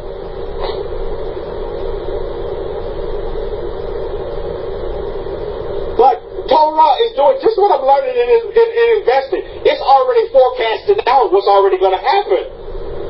Shit, Master Yahweh. 28 well, for our model, I'm learning from Hakohi, 26 days in advance.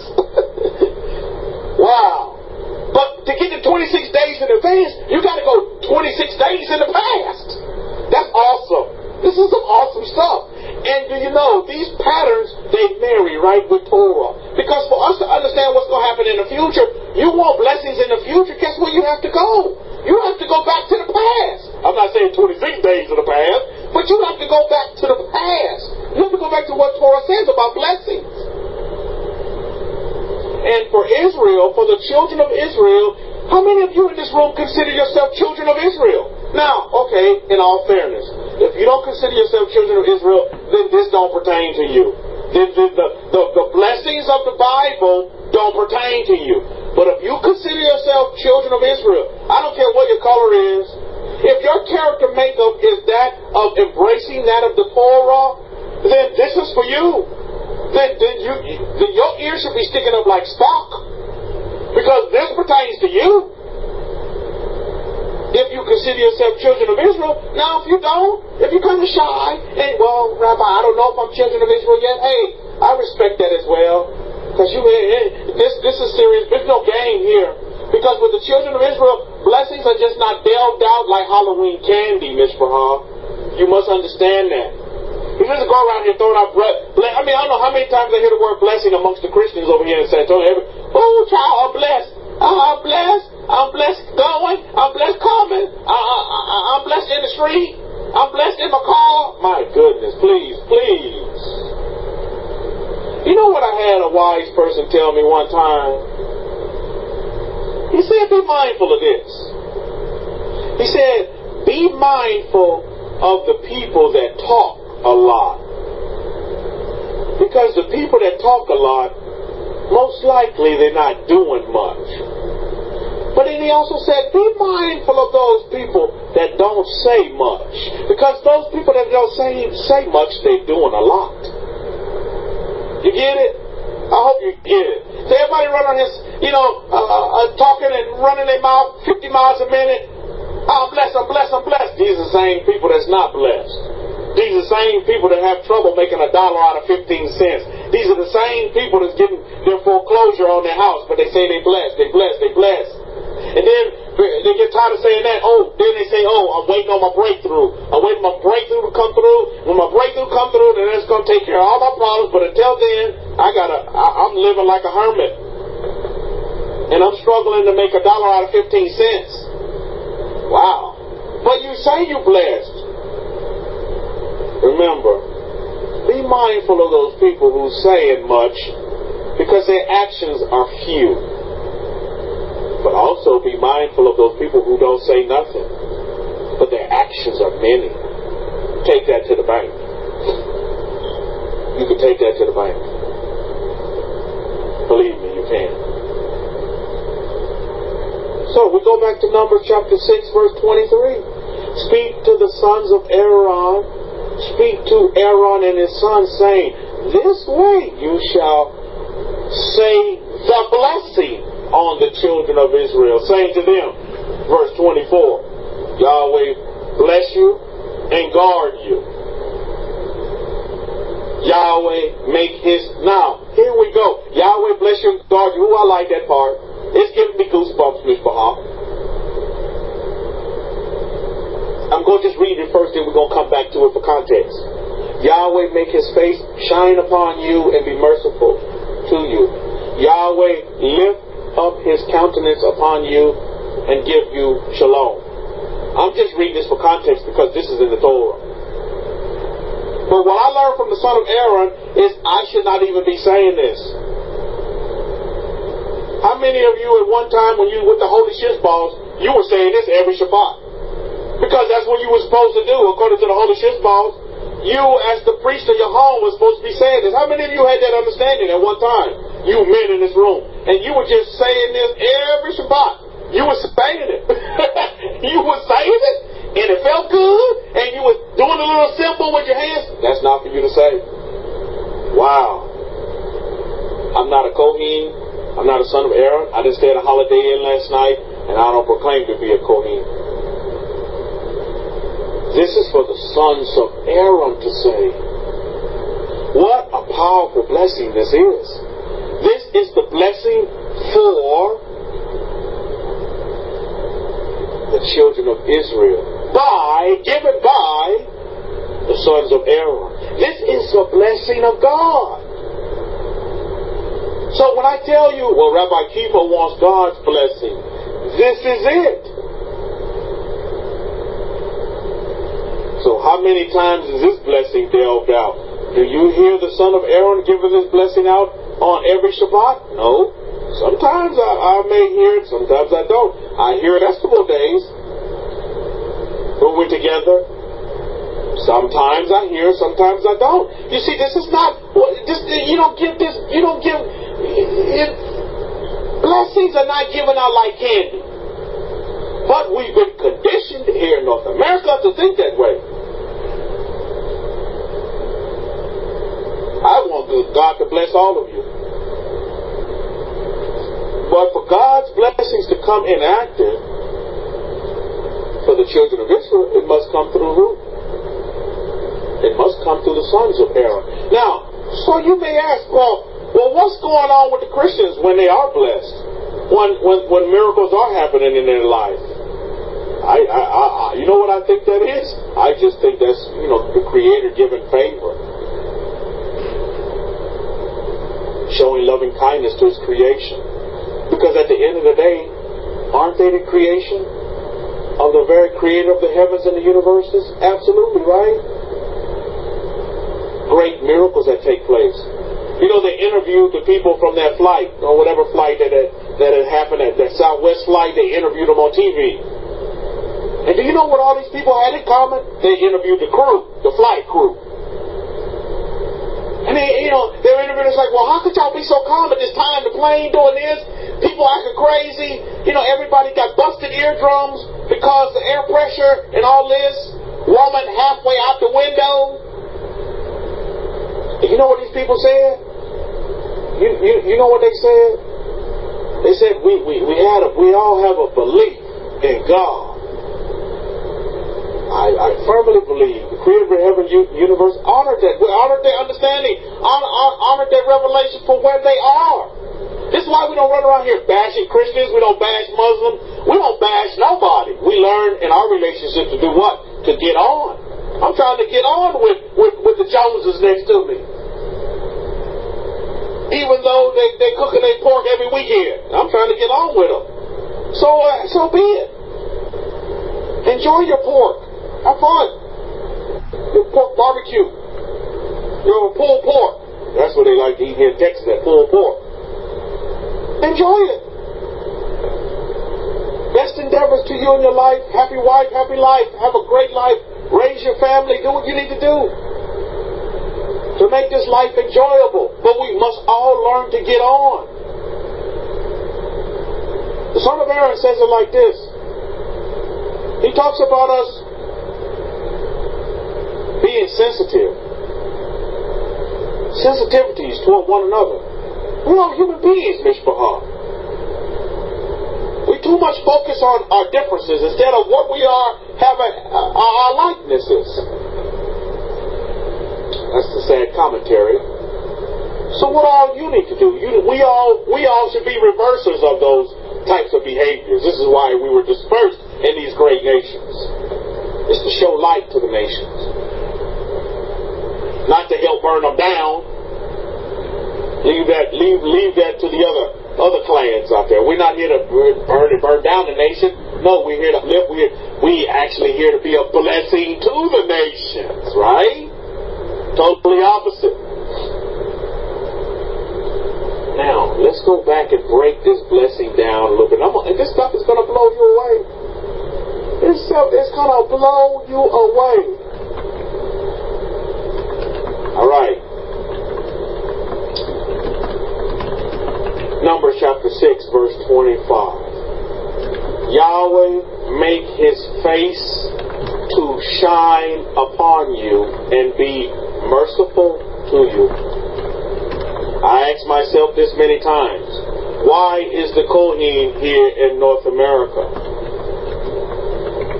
The Torah gave me the answer, and it slapped me in the face.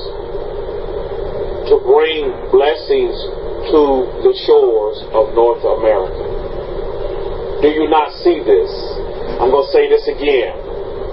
Hakohi and anybody else living in Florida, what's the nickname of your state, Hakohi? Can you tell me? And I'm going to read this verse right here real quick. Verse 26 again of Numbers chapter 6. Yahweh lift up his countenance. Verse 25. Yahweh make his face to shine upon you. Anybody getting that besides me? Yahweh make his face to shine upon you. Do you not understand why the Kohen is in the sunshine state? Are you with me, Miss Paul? I can't dream this up. Torah's done already forecasted where the Kohen is going to be. Many thousands of years ago, the blessings have come to the shores of North America. Here it is right here, clear as day. Numbers chapter 26, chapter 6, verse 25. Yahweh make his face to shine upon you. I can't dream this up. To shine from the sunshine state, to make his face shine upon you and to be merciful to you. We're living the blessing that's been given to the children of Israel. Miss Bahal, this should be earth-shaking to you. Now, I also have something for you Texans. Oh, it's going to blow you away. This is going to blow you away. Texas. What is the nickname of Texas? Anybody tell me? Nickname of Texas. See, this is why. Hey, listen, I'm not. I guess I'm the biggest ambassador for everybody moving to Texas. Hakohi said, I could live in any state in America, but I have not received a memo yet to move. Yeah, Hakohi is in the sunshine state. May his face shine upon you. My goodness, you can't dream this up. State of Texas. is the Lone Star State. Now, get this. This is going to blow you away, Hebrews in Texas. And this is why Texas is so favored and why the God of Israel is showing mercy to the state of Texas and being merciful to the state of Texas as well. Let me show you. We're going to take this right back, not only to our Torah, but we're going to take it back to the renewed contract as well. What was one of the biggest symbols for the birth of Abraham and the birth of the Master Yahushua that is noted and recorded in our books? What was seen? A star. Am I right? A star. A lone star. Can you not tell me that the descendants of Abraham will not be seen in Texas? Think about that. I'm telling you, Texas, you should be getting goosebumps. Descendants of Abraham. Why do you think the Kohen came to Texas? The Kohen, he had many stays in Texas. Why? Is there many descendants of Abraham here in Texas? May not be many. I'll just say like we're told. It's going to be a remnant. Let's put it like that. This stuff is powerful. You guys should be shaking in your boots. You can't dream this stuff up. It was a star that signified and let people know, it let the leaders of the world know, wait a minute, there's a great man that's going to be born this day. So we probably, do you see that star? There's going to, this is a forecast that a great man is going to be born on this day, where we're in reference to Abraham. And they were told to kill we got to get rid of this great man that's going to come. Prophesy this great man coming. Same way with the Rabbi Yahushua, the wise men, the 12 wise men, they knew that the birth was taking place. Why? It's because of a star. And look where Judah is today. In the Lone Star State. Can you not dream this up, Mishpahah? You can't do that. And I thank the Invoker for revealing it to me. This was revelation to me. I was like, wow, it slapped me in the face. You can't, we cannot dream. We didn't go back and forecast and write the Torah so many thousands of years ago. And look what's happening today. Think about this. Mishpahah, I'm telling you. Why do you think Texas is such a blessed state? I'm telling you, this stuff you cannot dream up. All of you Texans that are in the Torah, and I tell you, this is why, I'm not knocking all the other states and your nicknames, but these names, I tell you what, these states, Florida, Texas, we pull them right out our books. Right out our books. The Lone Star State? You see this big star on that big gigantic flag here in Texas. Yahweh made his face shine upon you. My goodness, shine. I tell you, Mishpahah. So when we talk about blessings, now what are we to do today? In closing, I need to go here because we need to finish this up. Now, as the children of Israel, what do we need to do? Well, when we look at our Parsha, we look what's going on here, to elevate ourselves, my goodness. There's no elevation without the sons of Aaron. There's just no elevation for you. And see, this is the problem. When we get all these questions, and they say, well, Rabbi, how come I'm not being blessed? Well, you better look at your relationship with the son of Aaron. Are you doing what you're supposed to do with the son of Aaron? This is the key for your blessing. Think about this now. This is the key for your blessing. This is what, I know, see, this is more confirmation for me that I know that I'm dispersed here in the exile as home base in the state of Texas and in the city of San Antonio, Texas for a marvelous reason. And I shall not be moved. Just like the son of Aaron just told you, I haven't got the memo to leave Texas. Now, that don't mean I can't have other bases, but home base, San Antonio, Texas. I will not be moved. Although there has been workings and been trying to move me, but the God of Israel said, I said, you're not going to be moved. This base where I live now in this little community, my home was the first home. My home was the first home built on this whole street. The first one. Now, let me go back and tell you something about Jack Johnson. You want to know a fact about Jack Johnson? My home was the first home to be built on this street. Let me tell you a fact about Jack Johnson. Do you know every fight that Jack Johnson got into? Do you know he put this stipulation in every contract that Jack Johnson was the first one to go into the ring? Think about that. This is a fact. He put it into the contract that Jack Johnson was the first one to step into the ring every fight. He never came in second. And Jack Johnson never lost a fight. Think about that now. So when the attack comes against you, always remember you first. You're not going to be moved. And I thought about that because I was thinking about wow. Do you know my first house was the first house built on this street that I live on. First one up. And the Hardback said, you're not going anywhere. You're not going to be moved.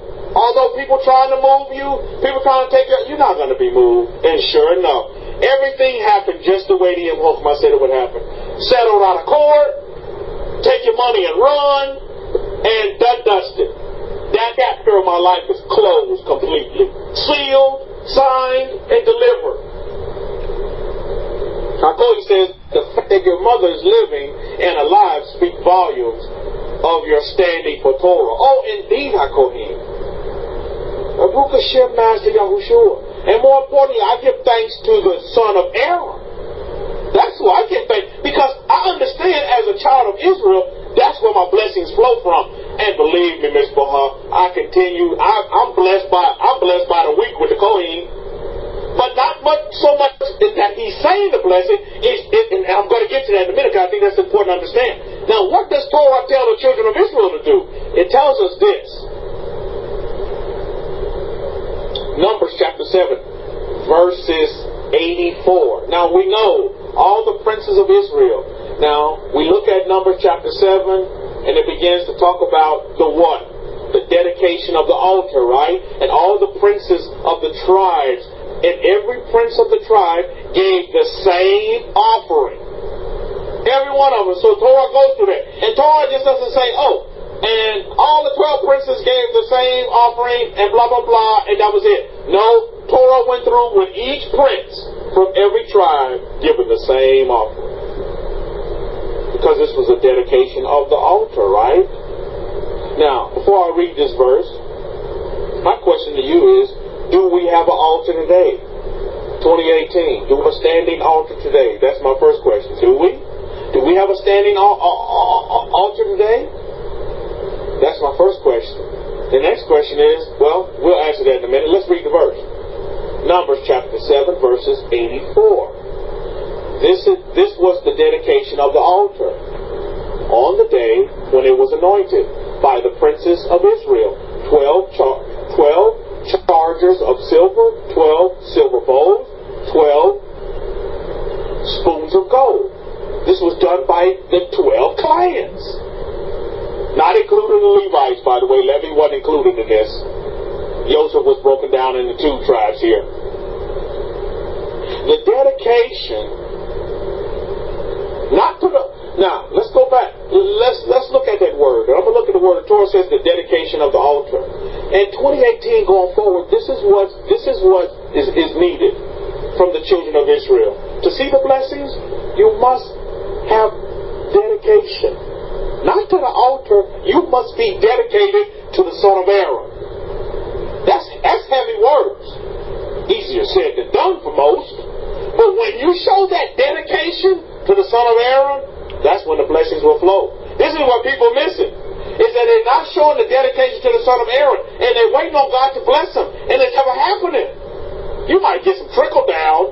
You might get some trickle down mercy, the merciful side of the God of Israel, compassion, but you're not getting full-fledged blessing. Man, I'm receiving blessings from the Kohen weekly. Weekly, as always, I'm like, wow, this is awesome. And just when I think it's good, it gets great. And just when I think it's great, it gets awesome. And just when I think it's awesome, it gets heavenly. And I'm running out of words.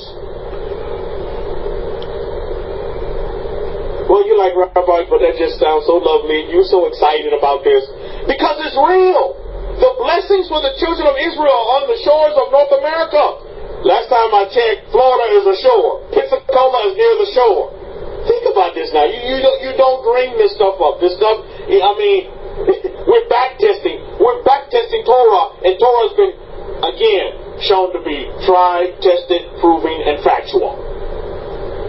Everybody else, every other thing out there is a lie.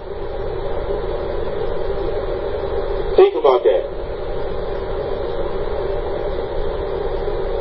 So Torah is telling us here in this verse, Numbers chapter 7, verse 84, is that there was the dedication of the altar going on here.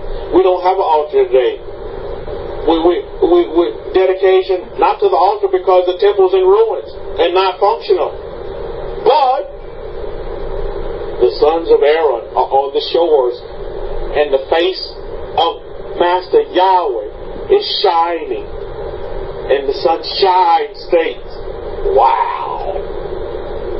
But what must the children of Israel do today? You must still have that dedication that we see in the altar here. You must have that dedication towards the sons of Aaron, minus the altar, because the sons of Aaron literally are the altar when you look at it. It's a moving altar, just like we had the altar and that we talked about here during this time. You break down the tent of meetings, and it was what? The altar was mobile. Is not the altar mobile today? Oh, absolutely. The altar not stationary. You can move it. How come he can get in his van and go anywhere? But he hadn't got the memo yet. He just told you that. Mishpahah, do you see this? It's the dedication to the sons of Aaron that's going to get you the blessing. That's where many are missing it. And it's unfortunate. Now, that dedication, that's a heavy word. That's heavy. Because it's not all tiptoeing through the tulips, Mishpahah. Just like Hakohen told you, the testimony is that you have to stand for Torah. So Torah will test you and test your dedication. And this is what many of you have found lacking a little bit. And you can't see the true justice of the blessings. It's because you're kind of lagging, but it's no problem. You're a little bit slower, but that's okay. Because slow and steady will win the race. Torah is patient. In Chokmah, she is patient. Wisdom is patience, right? Think about that. Go read your Proverbs. So if wisdom is patient, maybe you need to be patient as well. And when your focus becomes off of the blessings, think about this. This is just like the reverse of how humanity thinks. When you take your focus off the blessings, that's when the blessings come. Again, it's so true. When you take your focus off of the blessings, that's when the blessings come. Because you're so focused on your dedication to the sons of Aaron, on your daily walk and your daily way of living. And that truly, blessings don't have to come to a child of Israel. The children of Israel already have the blessing. Think about it. Children of Israel are not Christians, and we're not Catholics. We don't have to run after blessings. The blessings actually follow us. Wow. Take that to the bank and cash that check, and it won't bounce. I'm telling you, that's true, Mishpahah. So you have to look at your dedication to the sons of Aaron today.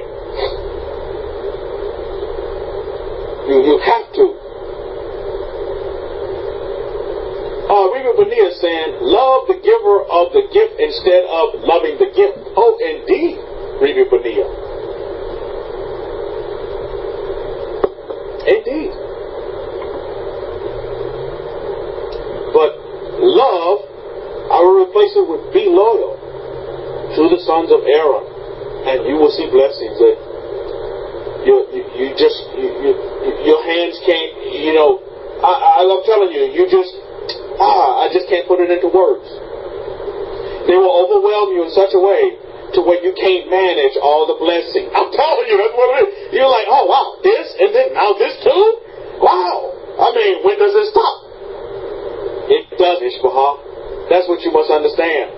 It's because you're not concerned with the blessing. You're too busy doing what you need to do, doing what's right, like President Trump said. Today, I'm going to do a righteous thing. You see? Today, I'm going to do a righteous thing. Rabbi says, overflow indeed. This is a man he's witnessing it. He's living it. Because his concentration is not on the blessing, it's on, am I dedicated to the sons of Aaron? Am I loyal to the sons of Aaron? That's where it is. It's because the sons of Aaron are the controllers of the blessing. Now, what you heard in the sons of Aaron lecture today, he mentioned this. He said, my goodness. He said, if I curse you down, my curses are even heavier than my blessings. I'm like, wow. So I always have to be mindful about what I say. Wow. How many of you in this room? And I know it's 29 of you, numbers going down, but that's okay. Because there's only a remnant that'll stick. Everything else. Anybody, you ever take an egg and you threw it against a wall? The yolk will stick. But the rest of the stuff, what does it do? It just, gravity takes it on down to the ground. You see what's happening here, and this is him Hokmah speaking, the yoke will stick. You that stay, you're the yoke. Because you've taken the yoke of the Torah upon you, and it's not just a game to where you just run down on the wall and you flow on down. Before you know it, you disappear. No, it's the yoke that sticks. And I'm a big egg lover. I'm a big egg lover. So, I think that's important to understand. Now, just for you that are in the room, how many of you have ever just asked the son of Aaron this, just like this? Hakohi, give me a blessing. Any of you ever done that? Put a capital B if you ever done that. Children of Israel. Maybe you had conversations with Hakohi personally. Have you ever asked him, Hakohi, can you give me a blessing? Anybody ever done that before? You asked him just like that. Maybe via email, maybe a phone call, maybe in person. But have you ever literally just said, hey, Hakohi, can you give me a blessing? Anybody ever done that? I mean, that's what I anticipated. For those listening to MB3, only 2 people put up a B. I anticipated that. I thought the numbers would be low, considering there's 29 people in this room, and then only 2 responded, yes, they've done that before.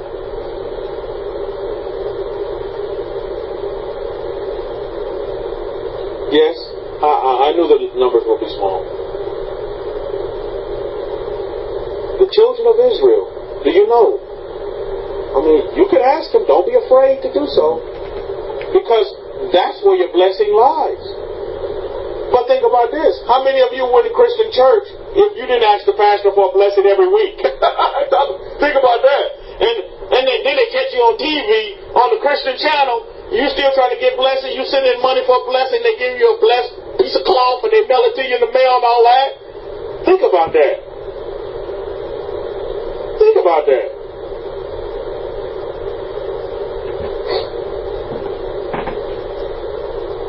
You see, because if you're a child of Israel, your blessing is not connected to hate. Your blessing is not connected to Kenneth Copeland or to any, the priest in Rome. Your blessing is actually connected to the sons of Aaron. That's where the spigot is. You have to turn on that spigot. You see? You have to turn that spigot on. Rabbi Yehuda says, tithes and tzedakah, each time I give it, I get a blessing, increases and protection. Yes, that's true. But Rabbi Yosef Hilton, I ask this question. How many of you have literally asked the son of Aaron for a blessing? I mean, you ask him for a blessing. Because aren't we told in our books, if you don't ask, you won't receive. You see, it's in the asking, but a lot of people, you asking the wrong person. You asking, you're not connected to the spigot. So when you turn the water hose on, nothing comes out. You don't get no water. It's because you're asking the wrong people. You see? Think about that now. So that's something to think about as well. So I think I'm going to wrap it up for today over my side of the pond, and we'll leave it open for questions. I'll turn it back over to Hakohim. But I tell you what, you can back test the Torah. You see, you can back test the Torah, and the Torah will be tried, tested, and proven right every time. So you must ask yourself, if you're in Texas, are you in the right place? As a descendant of Abraham, I submit to you, yes, you're right underneath the star. You're the lone star. Baruch Hashem, Master Yahweh. And yes, stars and the study of stars is very important in our history. Don't see it as a bad thing. Very important in our history. Look at the stars. Stars, constellations will tell you many things. To learn a lot from that. Okay, Rabbi Yosef Hilton, you have a testimony? I'll release the mic for you to give your testimony as well. And anyone else who may have a testimony, and we'll leave it up for questions at this time as well. Blessing. Wow. Awesome. Shabbat Shalom to all of you, Mishpachah. Have a wonderful Shabbat and a wonderful 6 days of labor going forward.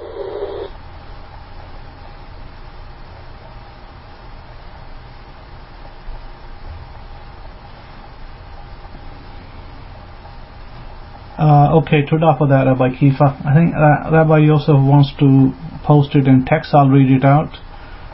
It says follows. Testimony: for months I was praying for a property with much space, rooms with an undergarage for many cars, as a Torah center with celebration hall, kosher restaurant, mikvah pool, Torah baptism, offices and studio.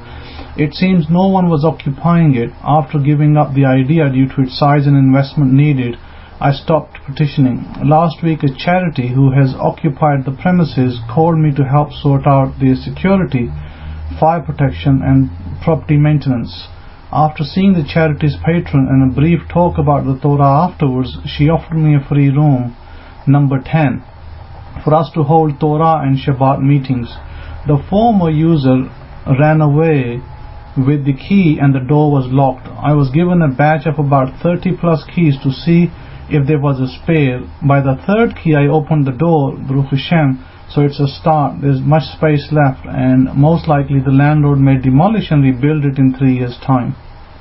Baruch Hashem, Master Yehoshua. So what Rabbi Yosef is saying, that in London there was a building that was sitting there unoccupied, and he was thinking that would make a nice place for a Torah center, for teaching, etc., and that somebody has acquired it, and they have offered them a room in that building. So, and in that building, by the way, they can teach Torah. So Baruch Hashem, Master Yahweh, for that, and the Master Yehoshua. So Today for the very encouraging and revelatory lecture, Rabbi Kefa. And having said that, I think that one thing comes out, and I think we need to go back to look forward. And one thing that comes out of this is this, that whilst we have some people in this nation who are cursing it down, calling it bad names, what they are forgetting is the nation that they're trying to run to, Israel, for instance, Israel the land I'm talking about. Did you know that Israel the land relies on a US the land for handouts? So although you're all running to Israel the land, and yes, Yahweh's name is there forever, there's no doubt about that, but having said that, the glory has departed. Or did you not read what the scriptures say? The glory has departed from Israel. And if you're still chasing after glory in Israel, you're not going to find no glory over there. All you're going to find is a heartache, pain, and a departure of the glory. Now, whilst listen to this, the glory is right over here in America. And when Yahweh says He will lift up His face to shine upon you, it's the Hebrew translation is faces, panim, faces, not just face. Now you imagine that if the Kohanim are in Florida, and you know that the president lives in Florida as well, that's no coincidence, I guess. I didn't know that the future president is going to live over here. He already had a home here, I believe in Mar-a-Lago. And so what we find is that the blessings are going forth to not just to America, North America, all the states of North America from Florida, which is the faces of Yahweh. Imagine that. But you also this president is put out a big support for Israel. So Israel's handouts come from where? Come from the president of America, that sanctioned a great big handout to them. So while Israel can claim falsely, let me say that falsely they can claim, oh, we bless the world and blah blah blah, yet they are the worst at blessing the world right now, because the glory has departed from there. So if America didn't hand out dollars, your tax-paid dollars, if they didn't hand out to Israel, Israel will make no inventions, because American companies are in covenant with Israel companies to make products. So don't for a second think, oh, it comes out of Israel, or the iPhone's created out of Israel, or the messengers created. No. It is this country that we are in that supports the dollars and the companies and the technology that then makes all that technology possible. So let's not run away with facts on the ground. The facts on the ground are that where is the Kohen, there lies the blessings. And this is the primary nation that is supporting Israel. Not that Israel is right in any particular way. Let's not be stupid about that. Let's not be ignorant like Christians are, that Israel hasn't done nothing right. Israel is a precursor of starting wars these days. Most of these wars that are in Middle East today, you can find that Israel has a finger in that pie. Rest assured for that. They have a finger in that pie, but they won't admit it.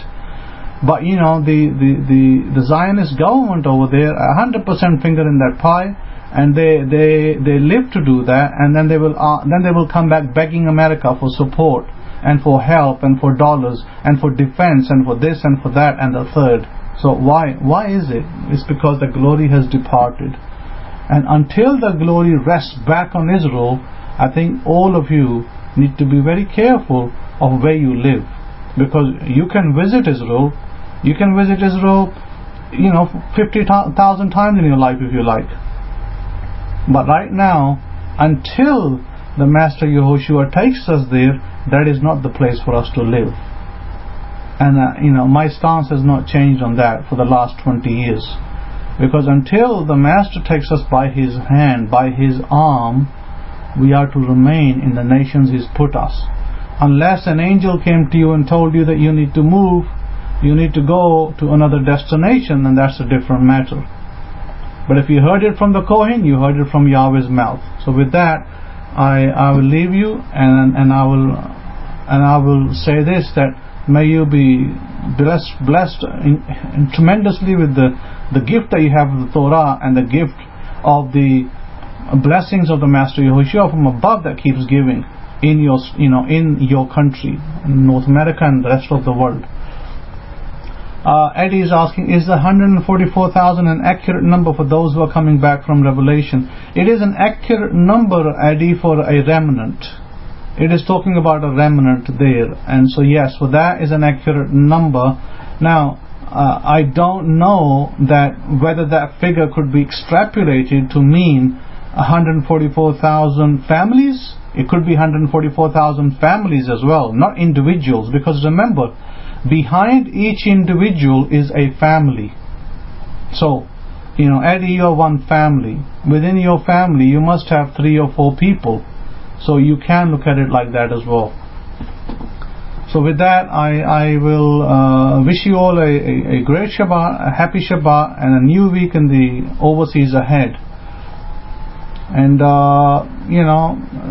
the best thing you can do is to be diligent, due diligent. Compliance with the Torah is important. Due diligence is important. As long as you are due diligent, you will definitely, that spigot will never stop giving its blessings to you. That's very important. So with that, Have a great day. Have a great Shabbat. Rest of the North Americans, have a great week ahead. Europe and rest of the world. Baruch Hashem, Master Yehoshua, Todah Rabbi for attending the class. May the Master Yehoshua be with you all. Todah, Shabbat, Shalom, and Shalom Shalom.